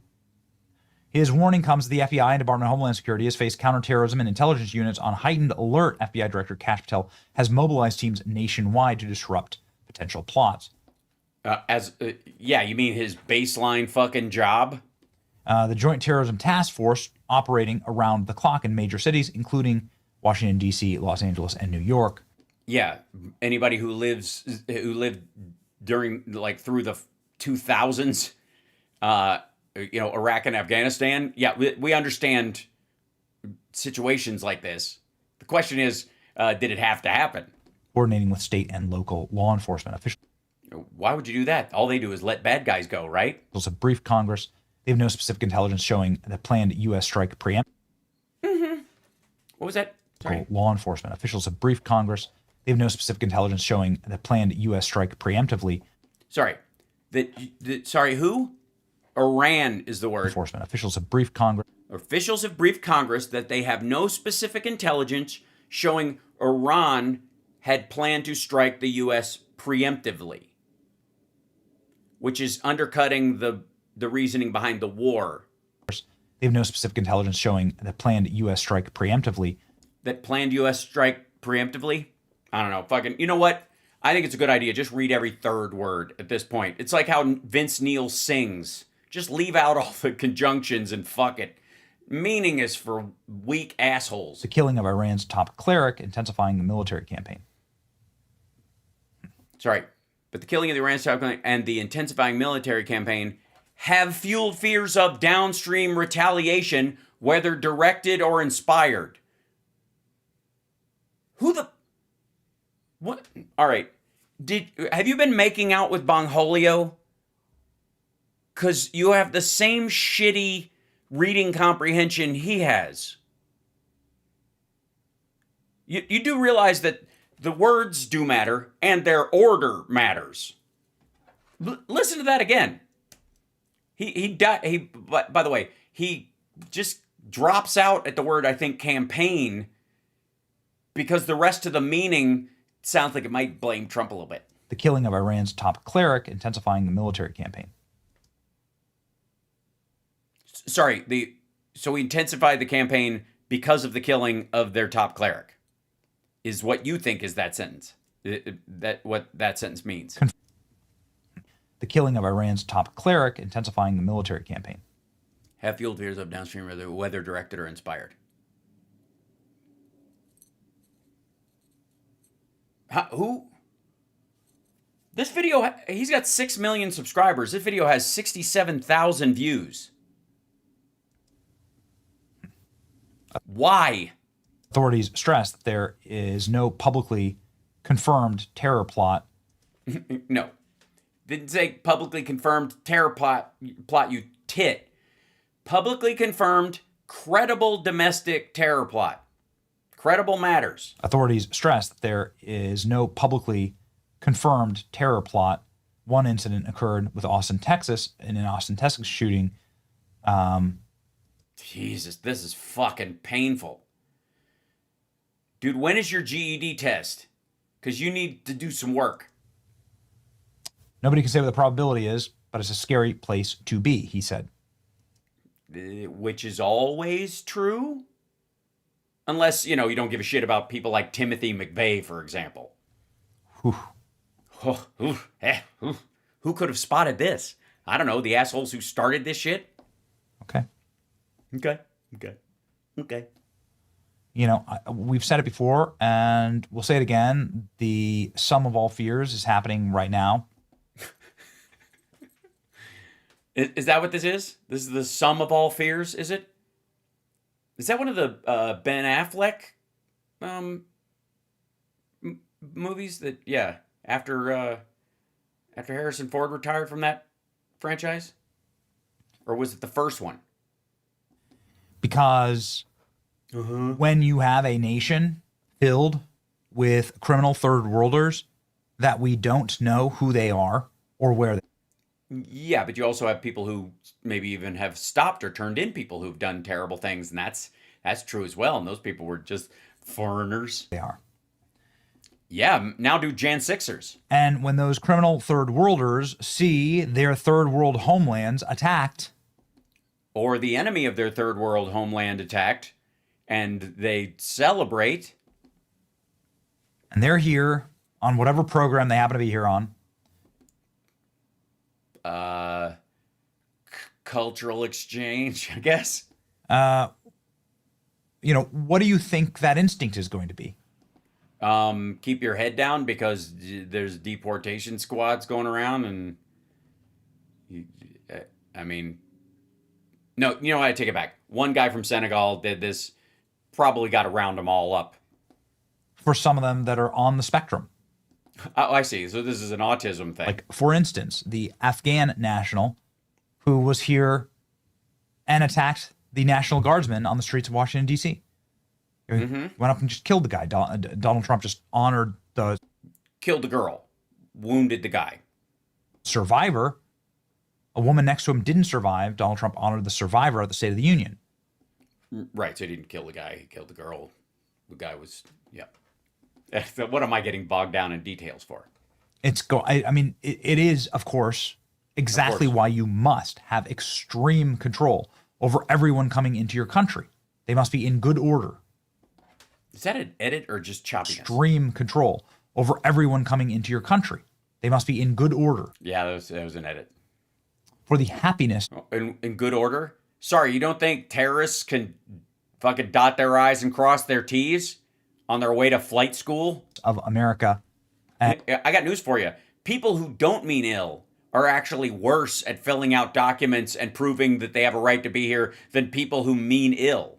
The people that you vet the most, take care to make sure.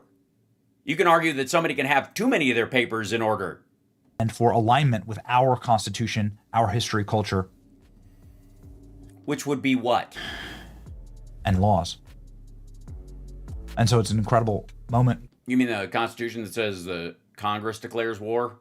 Sorry, this is a conflict or a special military operation. Right now, a moment that I want to constantly encourage people.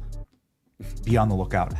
yeah, keep your head on swivel and live in fear. Head on a swivel. Right, I said it. Oh shit. Be Of smart. course he's gonna say it. It's macho bullshit. Okay. Just be. Okay. All right. Okay. Just in case, keep your head on swivel. If you see somebody sketchy and brown, mostly brown, a little bit sketchy, you should probably point like you're an extra in Body Snatchers. Whenever you see him, it's a good idea. If you see something, I think is the plan. Poor, panicked little Benny. Never let an opportunity to vilify brown people go to waste. Can we jump around a little bit with the whole Epstein stuff, since I feel like that's getting left behind because which is kind of the point. Hey, remember this asshole? The guy who was chasing Hunter Biden all over the fucking world and didn't manage to accomplish shit? Apparently, the FBI still can't find the laptop. You know why? Because it doesn't fucking exist. All right. This is, apparently, Trump is turning over documents related to Epstein. Sorry, he has documents? Sorry, there are more Epstein files that have just been in Trump's possession this whole time? You made big news yesterday by confirming Commercial Secretary Howard Lutnik will be testifying voluntarily before the House of... Voluntarily. It's like, you can get fired or you can resign. That kind of pressure. Oversight Committee on his ties to Jeffrey Epstein. You also wrote letters yesterday to 7 others who you believe have information that will assist in the investigation, most notably Bill Gates. Was it always your... Most notably, none of Trump's friends. Although Bill Gates did sit right next to Melania at that tech gathering of AI guys when he doesn't know fuck all about AI any more than anybody else does, because he's been retired for the last, 15 years or whatever, during like the biggest tech windups we've had since the smartphone. He's been fucking flying around in Epstein's plane, I guess. Plan to ask them, or did something the Clintons say in their testimonies spur those requests? No, if that were the case, then they would ask Trump to testify, because they both brought up that he lied. They said under oath that his reasoning for kicking Jeffrey Epstein to the curb was a lie. Well, it was always our thing to bring in rich and powerful people, anyone that had spent a lot of time with Epstein, anyone that was on the island or in the airplane, just to try to learn. Anybody that was in the airplane. Well, how about other people? How about people that were in the airplane and had Epstein on their airplane? Wouldn't you want to ask a couple of questions about that? About how Epstein was able to pull this off, any close associate. So I can't. Can anybody, chat room, do you guys know any close associates? Any close associates come to mind?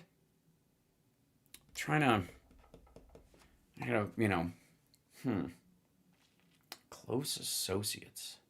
So an associate that, say, like, partied with them. Really didn't have in my mind who we would bring and who we didn't. Really? You didn't? There's a list of co-conspirators. There's articles from some people praising Jeffrey Epstein when no one else was.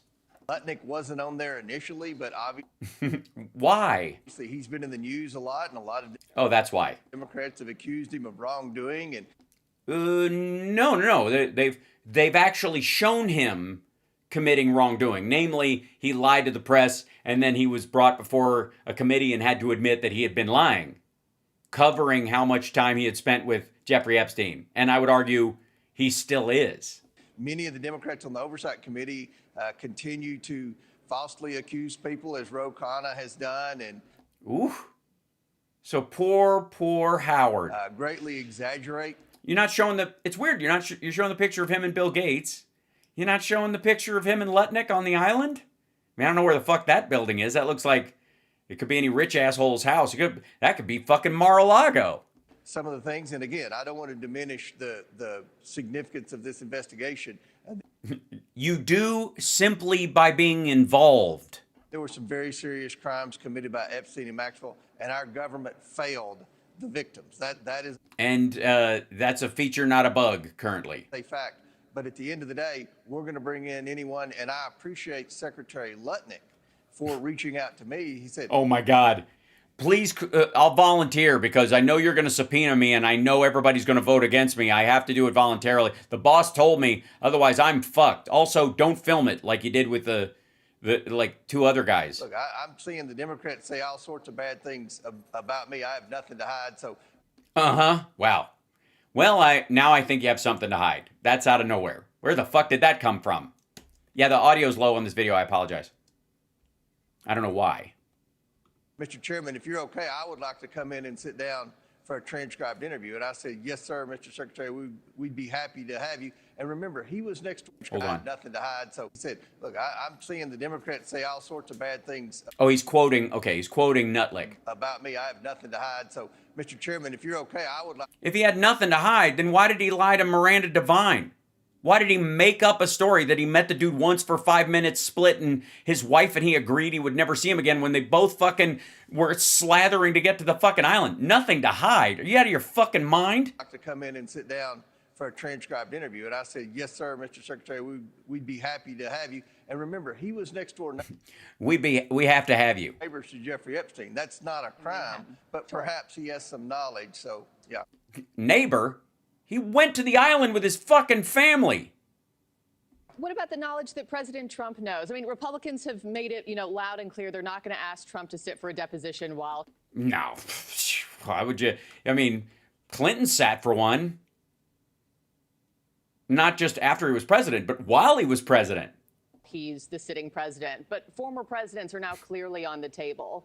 So when he leaves office, will you ask the same of him? Well, look, I'm not going to be here when he leaves, and we don't know when that's going to be. Look, I don't think it's any secret when President Trump left office the first time, he ended up in many, many courts. The Democrats are... Right, and it was almost lucky for him so he could dodge this shit while Ghislaine Maxwell was on trial. Going to go after President Trump whether or not this Epstein investigation ever happened. They're going to go after President Trump on a whole menu of things. Sure. That's what... Right, but why not ask him questions since they were nut buddies? So Democrats do. They don't really have... Yeah. We're working with the president. Are you? He's turning over documents. What kind of documents are those? Sorry, Donald Trump has documents that pertain to the Epstein investigation that are not in the Epstein files? Did they just print them? What is it, a note from Epstein's mother? Donald Trump and Jeffrey Epstein were never friends. Signed, Epstein's mother. We're trying to get more names unredacted. We have some disagreements. From the documents Trump is releasing? And I know what he's probably saying is that because the law forces Bondi to release this shit, that's Trump turning stuff over because a veto-proof majority in the Senate forced him to. Over some of the names that are redacted because we believe that, in this investigation, there are some women who are both victims and victimizers. Those names are redacted. Yeah, we're not really worried about those quite yet. How about you just clear the men first? Now, we definitely need to hear from Leslie Groff, and we definitely need to hear from, like, Kellen and that crowd. But, we can table them to check the testimony of the men that testify. Unless, of course, we're concerned about them, falling out of a third-story window. We feel like those names could offer some helpful information to us in this investigation as to figure out how Epstein was able to pull it off. So, with cover from Trump and financial backing from Leon Black and Les Wexner, but you would know that if you went and you actually showed up at the Wexner deposition, I guess. Thus far, I'm very appreciative of the cooperation with the Trump administration. Really? Based on what? And President Trump's answered hundreds, if not thousands of questions. Yes, and no, not hundreds of thousands of questions. That's fucking stupid. Or not hundreds or thousands of questions. He has to keep answering the same question over and over again in a lot of places, but never under oath. Again, it's the under oath part, fuckhead. Questions about Epstein. Prior to our deposition, I don't think the Clintons had answered very many questions. Yeah, they had. They'd released statements. They talked about stuff in the press. It doesn't matter. And I got to tell you, I don't give a shit what people say to news media. Look at Howard fucking Lutnik.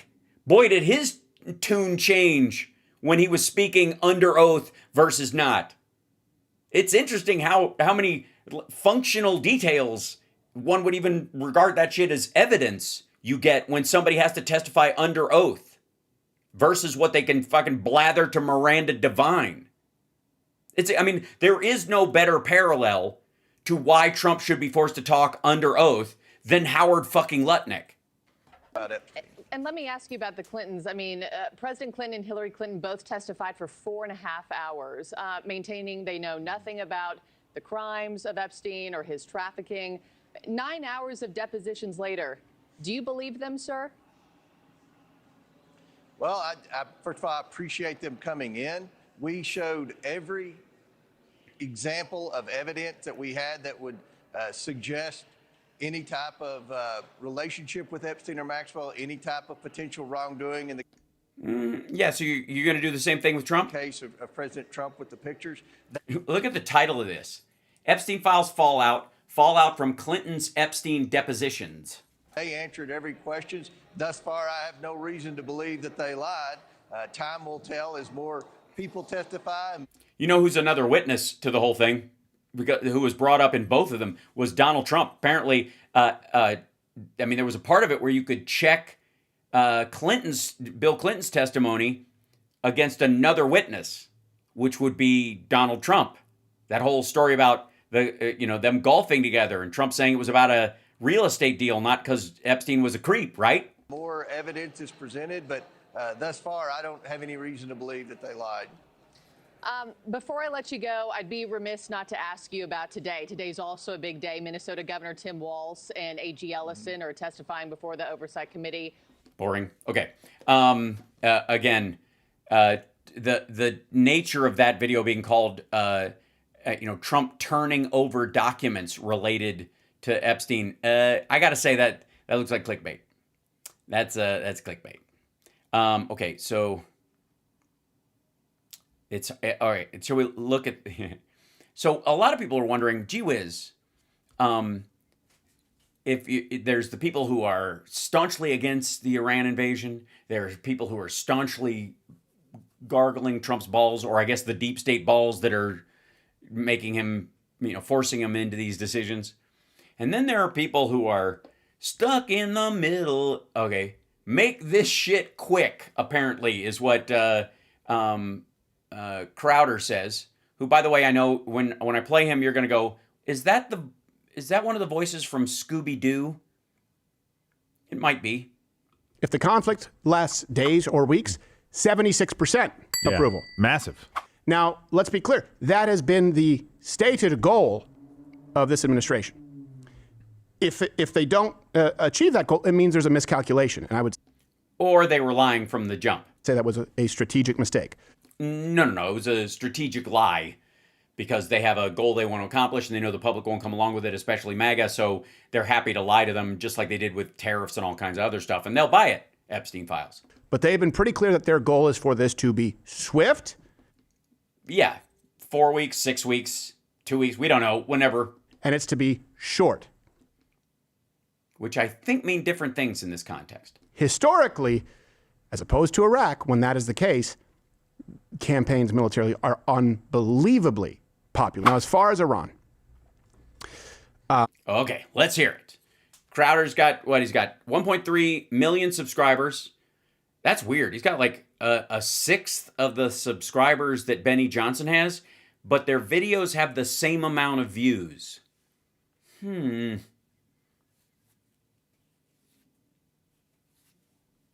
A couple things. First off, it's time.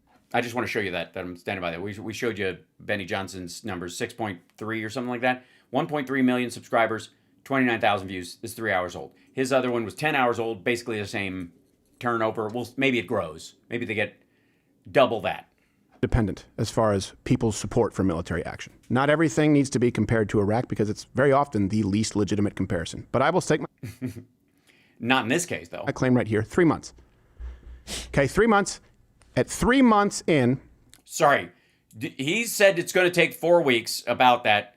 Maybe 6, maybe 2. But you're giving him 3 fucking months of Iran war. It's 60 days he's got to go to Congress and declare an official war. If you're going to do that, why would you stop in the next month? Of this war, if things have not been scaled back, the primary military operations, you'll always... Sorry, in 3 months if they haven't been scaled back. From what? Ground troops? Have some small units. Then guess what? The people saying, this is why we'll lose the midterms. Okay, it doesn't mean that I think the guy should be impeached, but I will grant that to you. I don't think this is going to go beyond 3 months. I think this is going to... I'm amazed that he's like that. Sorry, is Crowder one of these guys that gets a tip off from the White House like the rest of these assholes, where he's like, hey man, can you start peddling the 90 days window to help us kind of push the boundary of what our followers will accept? Can you start hedging that 3 months is not such a bad thing compared to Iraq? I mean, it's very short. And if you just give us that window, which by the way will fuck up the primaries for every Republican.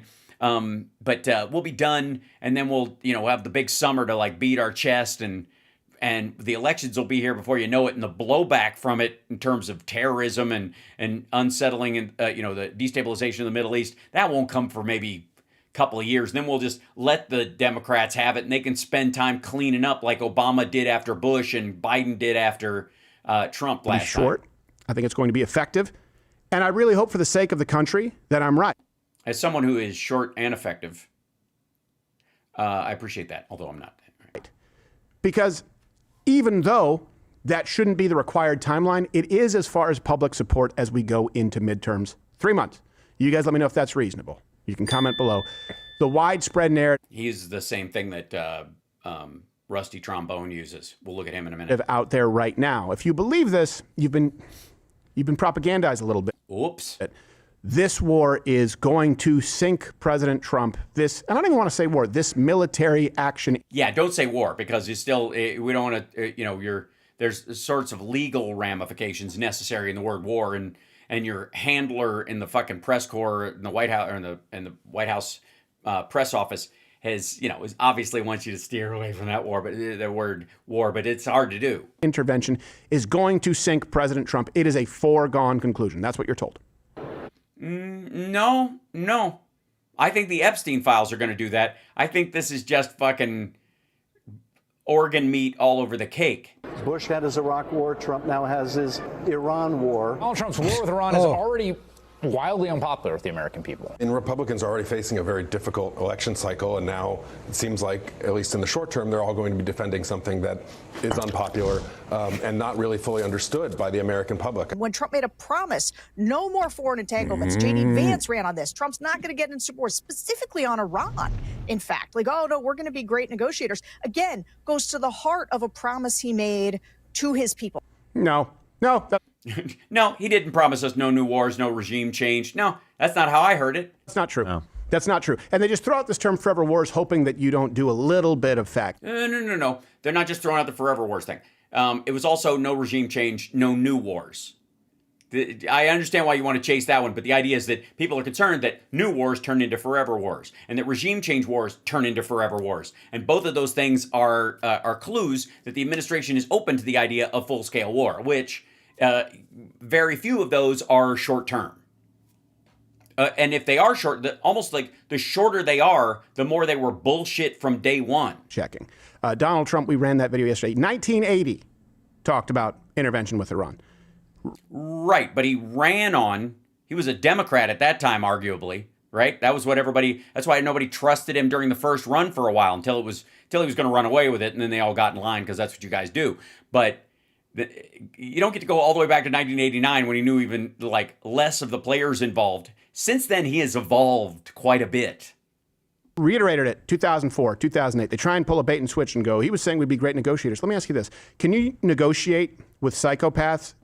Clearly not, but he says he can. He said he could end the Russia war in one fucking phone call. Did anybody actually believe that shit besides you? If you are not willing to go to use of force, how do you... Well, no, the presumption is that every president has the ability to use force because we have a ginormous military. What Trump was selling everybody, including you and all your dipshit followers, was that he was a great negotiator and he could talk them out of it. And this Russian thing, one phone call, never would have even happened. October 7th never would have fucking happened. You enforce it at a certain point when you're dealing.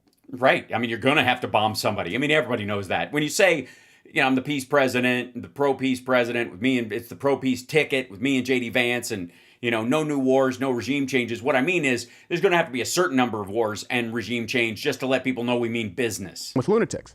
So part of the negotiation is this.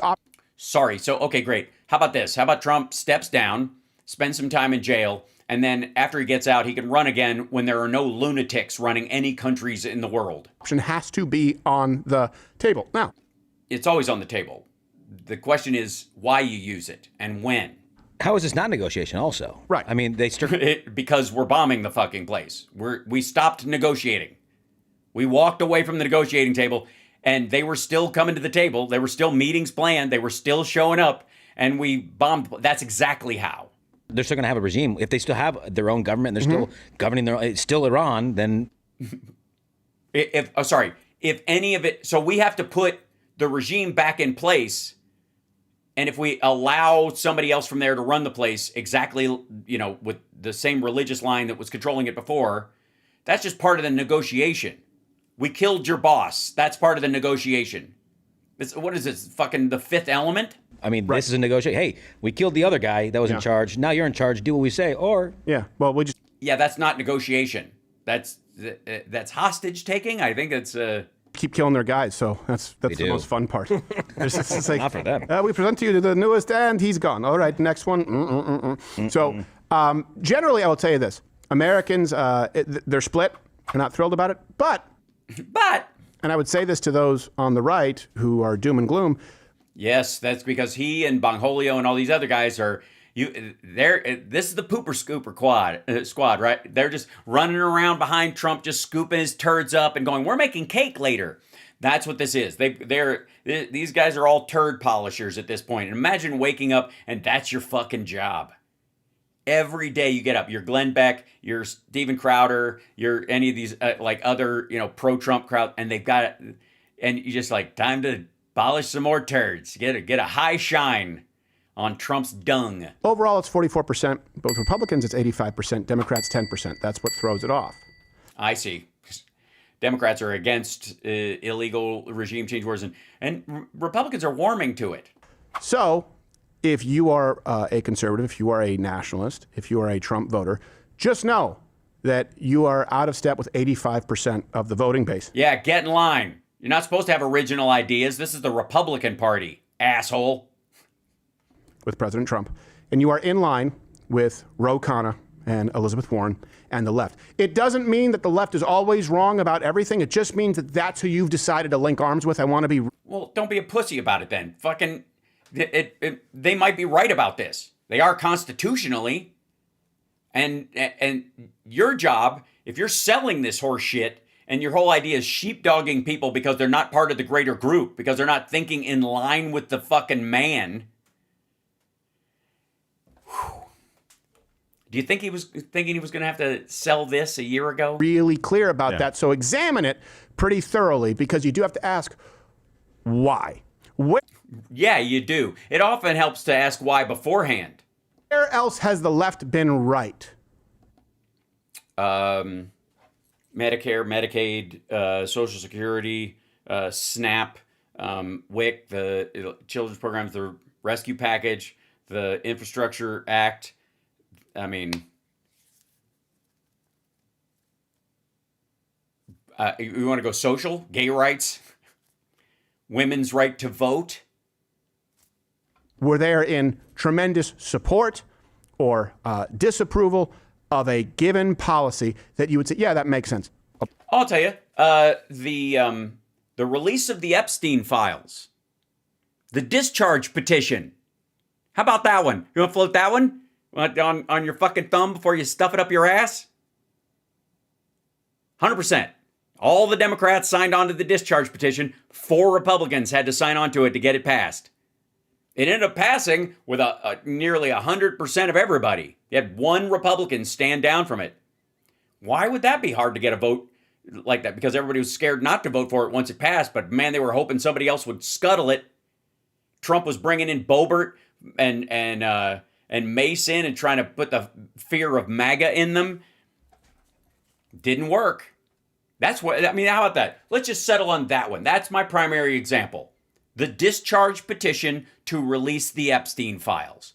100% Democrat, 4 Republicans. Are you on the side of that? Because I got news for you. The ones that are pissed about the Iran invasion, a lot of those are also, that's like residual pissed left over from the Epstein shit. Abortion, LGBTQ, ICE, the border, taxes, Second Amendment, First Amendment. Name me. First Amendment. Also, Second Amendment. The guy I voted for was telling you to buy a shotgun. The question is, do you need a fucking assault weapon to deal with self-defense? And if you do, are you out in the fucking sticks at least? Where you need a long-range weapon to deal with marauders that are coming. Most of them probably law enforcement. That's what most of those people, when they end up shooting at a human being, that's who they shoot at. Or do you live in a fucking urban environment and why would you need 30 fucking rounds to defend your apartment? Again, unless you're defending them against law enforcement.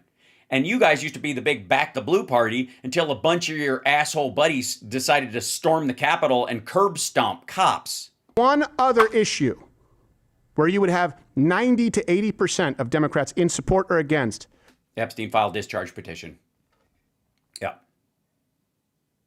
Where you would be in line with them. That'd be the easiest one, you know. 90% of Democrats are for the Second Amendment. They just don't think there should be, you know, fucking 30-round magazines that you can duct tape together on the streets of America, because why do you need that in a civil society?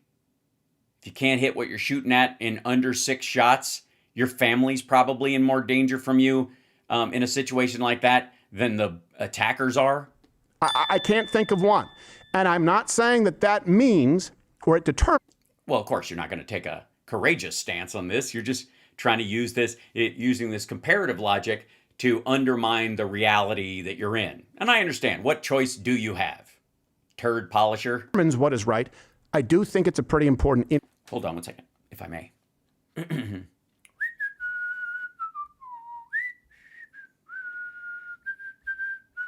Is there a comments? Did he turn off comments on this thing?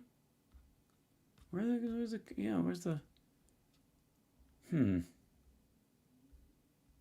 maybe he did. Let's see. Show less. Where's my little comment section here? I'm gonna ask a question. Show transcript. Yeah, look at that. Comments are gone. I wanted to make a comment below. Maybe you can only do it on Rubble, right? Okay. Indicator. I call it that on purpose, by the way. Here's the thing that people aren't telling you.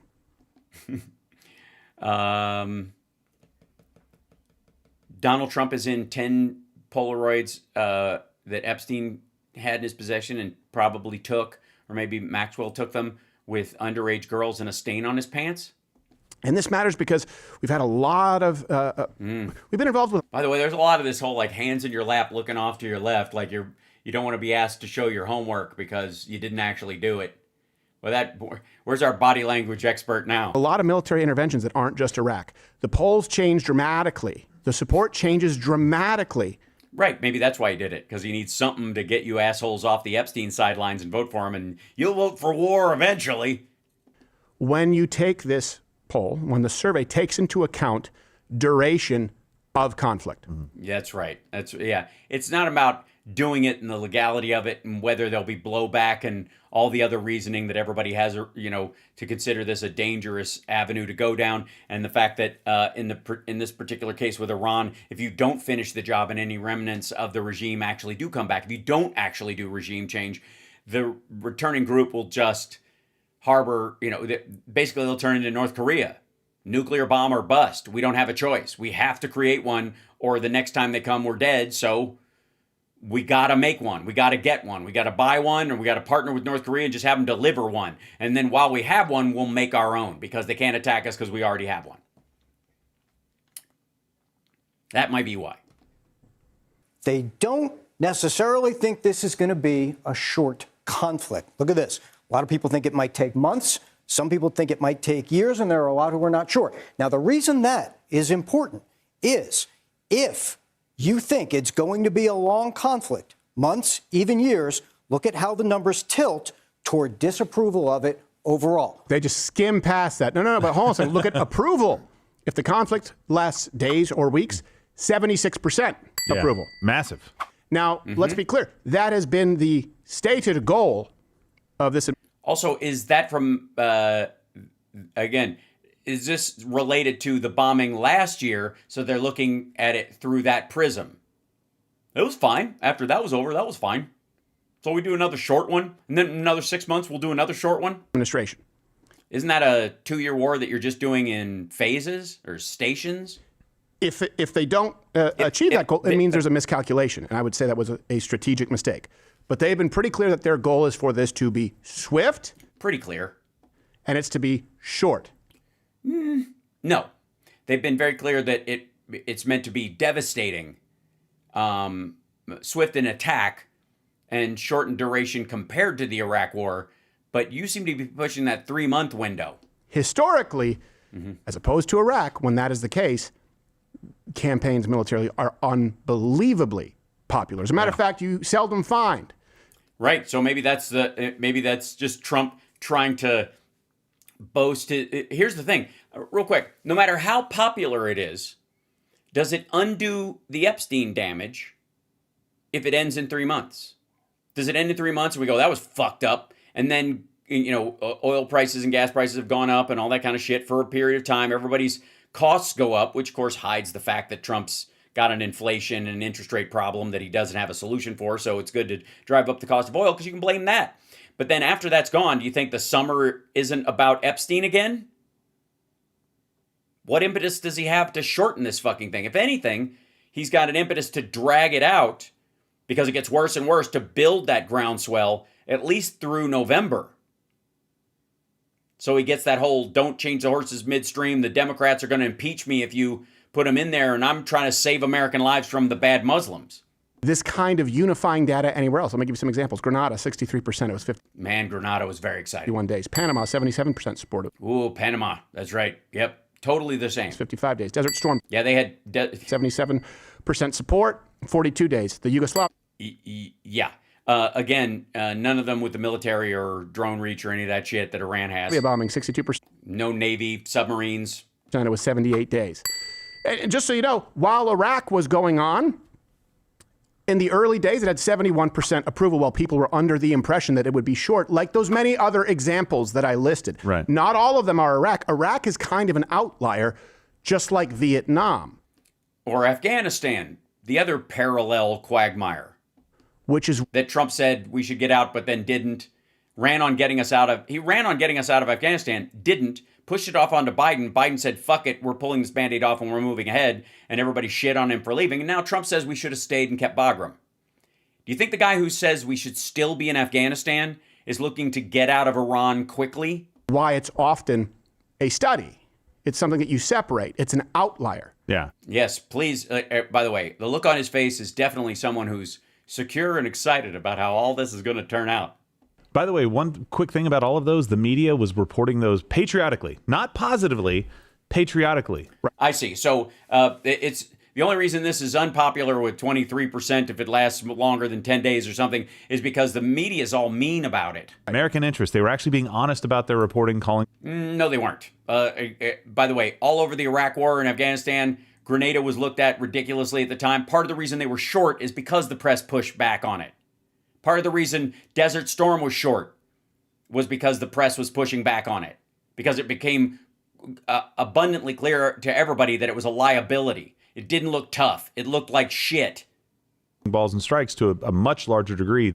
Lie. Than we see today. Right. It's very obvious what the media is saying today, just to damage Donald Trump. You could even look at the first. Or just to view this through the lens of other shit we've gotten into and understandably be suspicious since they don't seem to have a plan for what happens after this. And that's how we get into these kind of quagmires. Military action in Iran. Yeah. People telling you World War III was... By the way, the popularity of the bombing last year was partly because it had a single goal and it ended, and you guys sucked it up afterwards. But they're still pissed about it. There's a big chunk, the doomers you're talking about, were already pissed enough to not vote for him before he went in a second time. Overwhelming support when people saw what was accomplished. You can look at what happened in Venezuela. These things do matter when people are trying to tell you all is lost, it's all done for, because it's another never-ending war. The strongest... Yeah, that's not their biggest argument. Because there's also this rolling aspect. We get out and 10 years later, revenge squads blow up a bunch of American citizens in barracks and shit, and the regime reconstitutes itself, or ISIS takes over the fucking country. That's where people are concerned. It's that the forever war part of it isn't that we quagmire in it, we're sitting there all the time with bases and all that kind of shit, which could happen. It's because the forever war means we're fucking ping-ponging back this fight over and over again for the next decade because of how slipshod it was. Slapshot's a good movie. Evidence that we have, nothing is a guarantee, is that this will... Thanks, CSL. We'll raid Boston Bryan in about 15 minutes. That'd be great. ...not be a very long-term war. And I will tell you, I would not support a long-term war. Well, we'll check back in with you. If it looks like Venezuela, if it looks like the first uranium enrichment facility strike in Iran... It doesn't. If it looks like, has this been called, is it Operation Fury? Epic Fury. Epstein Fury. Operation Epstein Fury. Epic Fury. That kind of tells you Epic Fury means... Epic Failure also. Same number of letters. Or Epic Fail, rather. Same number of letters. You know, you could get the same thing on your knuckles. Epic Fail. Hellfire. One big shot. If it looks like that, I'm going to trust. This was posted today. If it was one big shot, it'd been over on Sunday, you dumb motherfucker. People who I'm in line with 90% of the time, as opposed to being in line with 90% of Democrats. That is the deduction that I kind of have to make because there is some incomplete. So, real quick, is it the position of Louder with Crowder and everybody there that the discharge petition was an act of evil created by Trump's enemies and is not an act of good? Is the release of the Epstein files bad because of the people who are for it? Information out there. We don't know how long this is going to go on. But in the interim, as long as this is days and weeks, what's the downside? Blowback, sprawl, destabilization of the entire area, an even worse group coming in that doesn't negotiate at all, effectively like a satellite of ISIS and the Houthis taking over the fucking place, slaughtering Persians left and right that force us and even like UN or NATO troops to go in there. A sprawling response by the Iranians that actually strikes a NATO country. There was a missile that went towards Turkey, which would activate Article 5 had it landed. Gee, I don't know. To being in line with the general American public. The general. And to not giving the left fodder. Because if you give them any ammo, guess what? They're going to load their coffers and they're going to save them for a rainy day. I got news for you, dickhead. We didn't need the Iran war to hate Trump and want him gone. He's done enough criminal shit, feathering his own nest, crony capitalism, horse shit with his buddies, selling off the interests of the United States, enriching himself with crypto schemes and undermining the dollar at the same time. We don't need any of this. And his Epstein partnership for decades, it's plenty. Our fucking dance card is full. We didn't need him to attack Iran so that we'd go, now I hate him. And use that ammo on LGBTQ, on Second Amendment rights to strip you of everything. Sorry, ammo on LGBTQ? I think the idea is that you're the one using the ammo on LGBTQ and we're the one defending them because they're a minority and they're, indiscriminately attacked by your side. As far as the Second Amendment goes, I got to tell you, besides extremists on both ends, the people that think the Second Amendment allows you to have a nuke, and there are people on the other side of the aisle that think that nobody should be able to have anything other than a wooden sword. In the middle, the vast majority of people are like, yeah, you just don't need machine guns, fuckhead. And we don't need, pieces of equipment for sale that can turn a handgun into a machine gun or a machine pistol. Yeah, when did we start putting expiration dates on wars? You see what I'm saying? How about growing up, America? Yeah, you weaklings. 3 months, 6 weeks. Who gives a fuck? You fight till everybody's dead. It's a very fluid situation. Right. Why are you even guessing? It's almost like you're talking about it like it's committing U.S. tax dollars and the lives of our soldiers in harm's way. Why would you want to know that there's a limited nature to this at all? Just do it. They say. Right. It ain't me. And in the end, it's good for you, unless you don't believe that. Right. That would also be part of it, too, that they don't believe it's good for them. It's certainly not good for the dead soldiers, I guess. So what do you give a shit if it takes 6 weeks or 6 months? Yeah.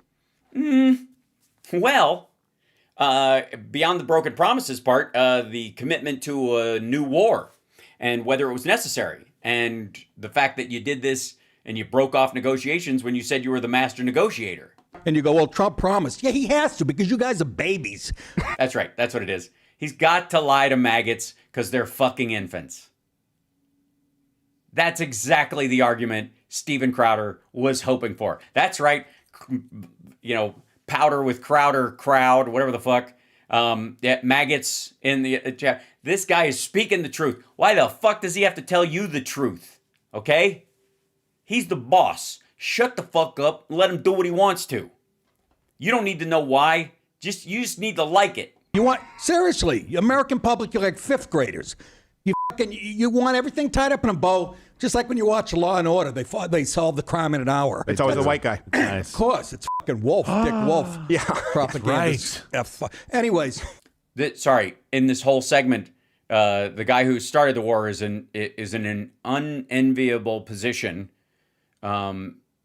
That pulling a trigger he had to, and the big villain of this segment is Dick Wolf. But you get my point. Grow up. I do. You want everything with a bow on it. No, I didn't want this turd sandwich to start with, and putting a bow on it like you're trying to do doesn't solve it. And you people on the right, are you shitting me? This guy hasn't done enough in the last year for you to back him to the hilt. No, he hasn't. Home affordability is still a problem, and there is no real strategy to fix that. He does a bunch of executive orders, which are effectively like memos that you should just throw in a fucking chipper shredder because they have no legal weight at all. Because you'd have to create an entirely separate program that has to go through Congress, and he doesn't have the votes even among his own party to float it, much less the general public's representatives, which include Democrats. Sorry, but America is the United States of America, and that's the hard work of fucking governance. And what was the other part of it? As far as the maggots go, I mean, I guess they're just still. So is this the argument about why they should shut the fuck up and stop asking for Epstein stuff and why nobody should testify anymore? What the fuck's wrong with you? Why do you keep asking about Epstein? Guy's dead-ish, maybe. Sorta. He's taken a bullet in the face. No, he hasn't. He just looks like that. A piece of glass clipped his ear from his teleprompter. One of his followers was killed. Tell me his name. I'll wait. And had his life threatened how many times? Sorry, Obama had his life threatened a bunch of times. You were going to give him some room to move on health care? Give him a little slack. Yeah. They won't because of Israel. Yeah, that's a really good point. That's what it is. And by the way, I think that's the Tucker Carlson thing. My Israel take on that. Did it ever? I love this whole thing that, Bibi's playing Trump. He's cooking. Bibi's playing Trump like a violin. You ever think that maybe our long-term interests intersect and we're getting stuff out of it working with Israel? Yeah, Tucker. Yeah. Yeah, Candace. I mean. Yeah, Nick. Yeah. If Israel wasn't even in it, the Iranians would still be maniacs and threaten to kill us. Yeah. Because the Islamic, they want to take over the world. Well, we'd still have the business interests that we have in the region, specifically Donald Trump's golf courses and airplane shit with Qatar and the Saudis, which is my argument that this is actually why we're doing it. Oh, that's their long-term goal. Right. Right? Yeah. So even if Israel wasn't there, we're going to have to deal with them at some time. Mm-hmm. So why not deal with them when you have somebody on your side like Israel for now? Yeah. And then if Israel, it turns out that they were trying to f*** us, we take care of them. Yeah. No, you're absolutely. Yeah. Yes, that's the next round. After we're done with Iran, we get rid of Israel. Brilliant. Yeah. I'll drink to that. Right. I heard an interesting theory. You did. Oh dear. Did. That's from me. I didn't read it. I didn't fucking get it off a website. And it's very in line with what we were talking about yesterday. I said it's not the Jews have an interest. The myth out there is only the Jews have an interest. I go, since when? Right. Since when do only the Jews? Right. Well, since I guess Tucker Carlson. And I don't think we should be doing Israel's bidding. I completely agree with you. I agree with that too. At this point in time, there's no evidence to suggest we are. That's how. Well, the theory is there is some evidence, and that's enough evidence for some people. I would argue that it's that evidence is actually proposed more often to hide the fact that the Saudis and the Qataris and all these other people that Donald Trump has all these crypto and real estate deals with, they're actually, and gave his son $3 billion to play with, might be more of the reason why we're doing this than, say, Israel's kinetic interest in the area. Yeah. No, it's a bang on. We're going to clip that. That was brilliant. Super good. Yeah, that was awesome. All right. I'm over time already. God damn it. I've got 6 minutes left. Can I jump in one quick thing? God damn, there's so many people. Okay. Let's just go. I guess is this a piece of House Oversight Committee, just going to give you this one on the way out the door, voting on a motion to subpoena Attorney General Pam Bondi over the handling of the Epstein files. Okay. We have to do this, just like we have to interview Nutlik, and it's the only way we're going to be able to kick her to the curb and get Matt Gaetz in here to really run the place like we want. Okay, the question is now on motion number 2 from Representative Mace. This deals with Representative Mace, Attorney General Bondi.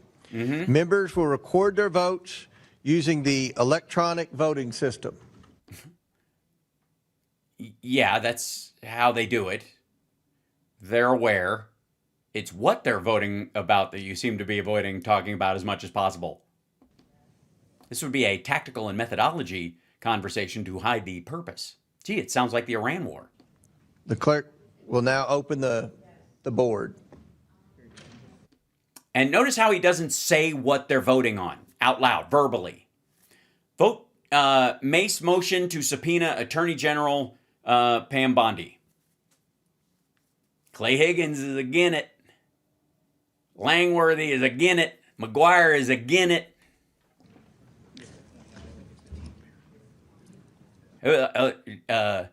Jack's again. Boebert's again it. Comer's again it. 21 yeses, 16 noes, 17 noes, 19 noes. Have all members? Wait, are we voting to really bring her in, or? That's it. Are we subpoenaing her to make a proffer to just write a document, or to actually have her testify? Actually have her testify, you fucking morons. Of course. He turned his mic off.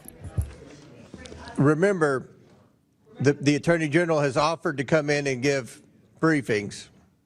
Briefings. That's adorable. Briefings or hearing? Briefing. Anna Paulina Luna voted against subpoenaing Attorney General Pam Bondi.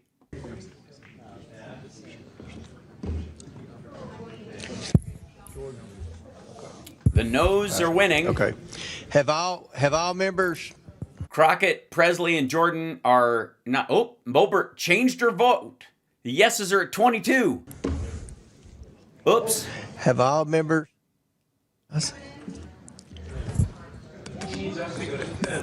It's not. There's no commitment for her to come in, as far as I understand it. There's no commitment for her to come in. It's just fucking. Just you vote yes to cover your ass, but we're not actually going to do it. To come in.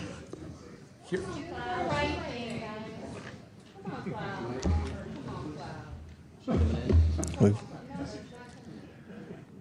Crockett's not there. Presley's not there. Jordan's not there. Jordan would vote against it more than likely. Boebert is there, and she switched her vote to yes.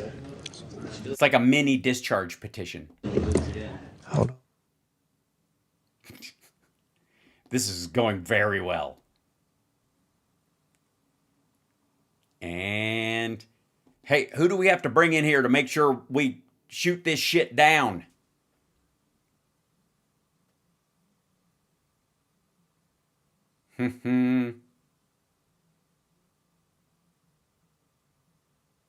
Just cover my mic. Regular order. Are we not closing the vote because you don't want the Attorney General to come in front of the Oversight Committee?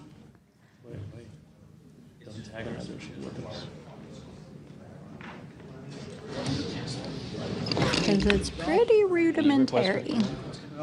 Rudimentary.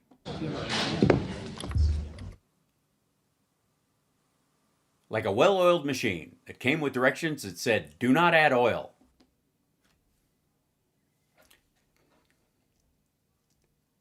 Still quiet, still quiet. Oh, Burchett and Cloud jumped in.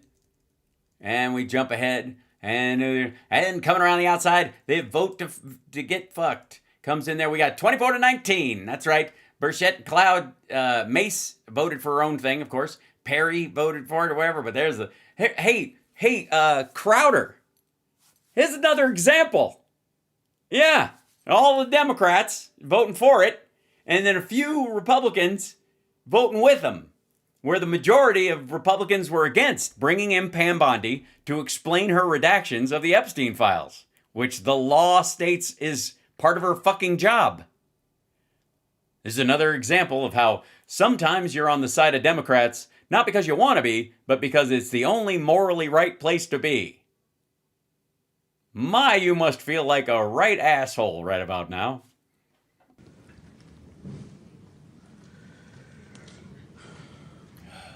You can hear him like, oh, shit.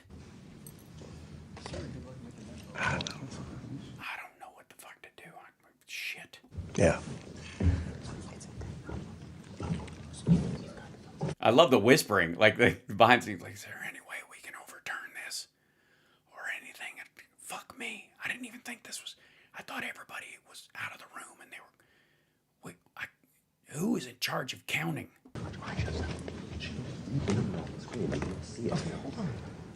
Hold on. No, don't do it right now. We're losing.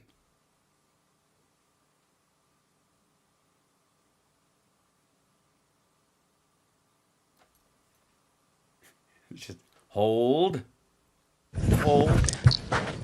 Mr. Chairman, on this vote, the ayes are 24, the nays are 19. The ayes Hey, don't put the camera back on me. have it, and the motion is agreed to. Damn it. Well, look what she done. Now we got to pretend that we called her and then not call her. They were filming this. Damn it. This is a terrible time to be a Trump turd polisher. Why are we in this situation? It's just stupid. What the fuck am I supposed to do? Hell, we just stuck here. They gonna make us do our job next. Shit. Real quick on a personal note, tomorrow is in some of the ongoing saga that some of you guys might be aware of with Somersault. Tomorrow's a rather big day, and so we go in for the beginning of her chemo at 7:30 tomorrow, and she's going to be in it for a few hours. Now, when she's done, she should be done well before my show is supposed to happen, and the first day shouldn't be too bad as far as how she feels, and we'll take a walk, make sure she's good and fed and keeping active and stuff while she's going through this. But if I don't do a show tomorrow, don't hate me, because family first, and she's a priority. So just to understand that, and I appreciate you guys. And I just want to clarify that if there's a, over the next little bit, I'm going to do my best to maintain my schedule, but if it shuffles around a little bit, that is 100% why. So maybe this is a time to hit the notification bell if you want to. You don't really have to. I'm going to try and stick to my schedule, but if I can't, that would be the time when I would, after she's gone to bed, do a show, or do one early in the morning, or whatever.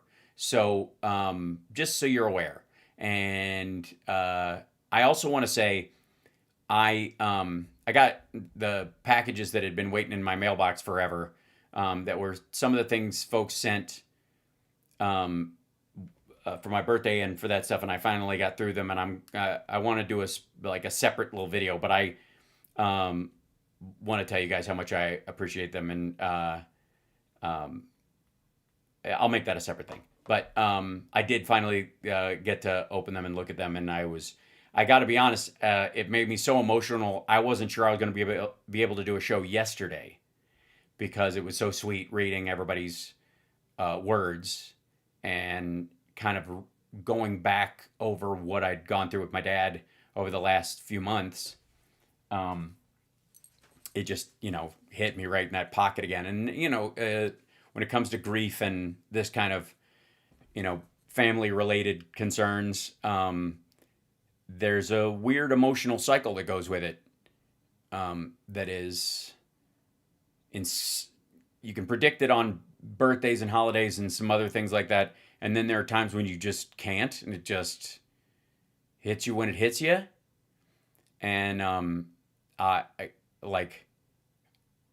I'm doing my best to curtail those things to, to functional moments of private home life. But sometimes, as you've seen, they kind of come upon me, and a lot of it has to do with how lovely you guys are. And again, I love you guys for the extraordinary support, and that's that's it. So I will see you guys tomorrow by hook or by crook as best I can. But if you don't, that's why. And I want you to understand, I'm not skipping out or avoiding or being lazy. So that's that. Anyway, so thank you guys so much. The patrons, the people who do the super chats and all that kind of stuff during the show, people who are doing bits from Facebook and all that, and people are sending Venmos and all that kind of stuff. Like, I see them and I literally tear up, and I can't tell you how much I appreciate it. It's just, hopefully one of these days I'll be at you'll be able to come to a live show and I can give you an actual hug. I look forward to hugging every single one of you. So anyways, hopefully I'll see you tomorrow.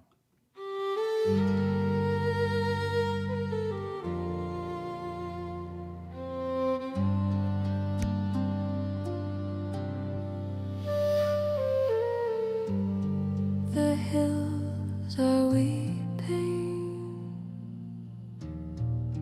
soft and slow. A shadow falls where I can't go. The wind, it whispers, calling low. Oh, carry me to where the sky meets the sea. Oh, carry me, oh, set me free.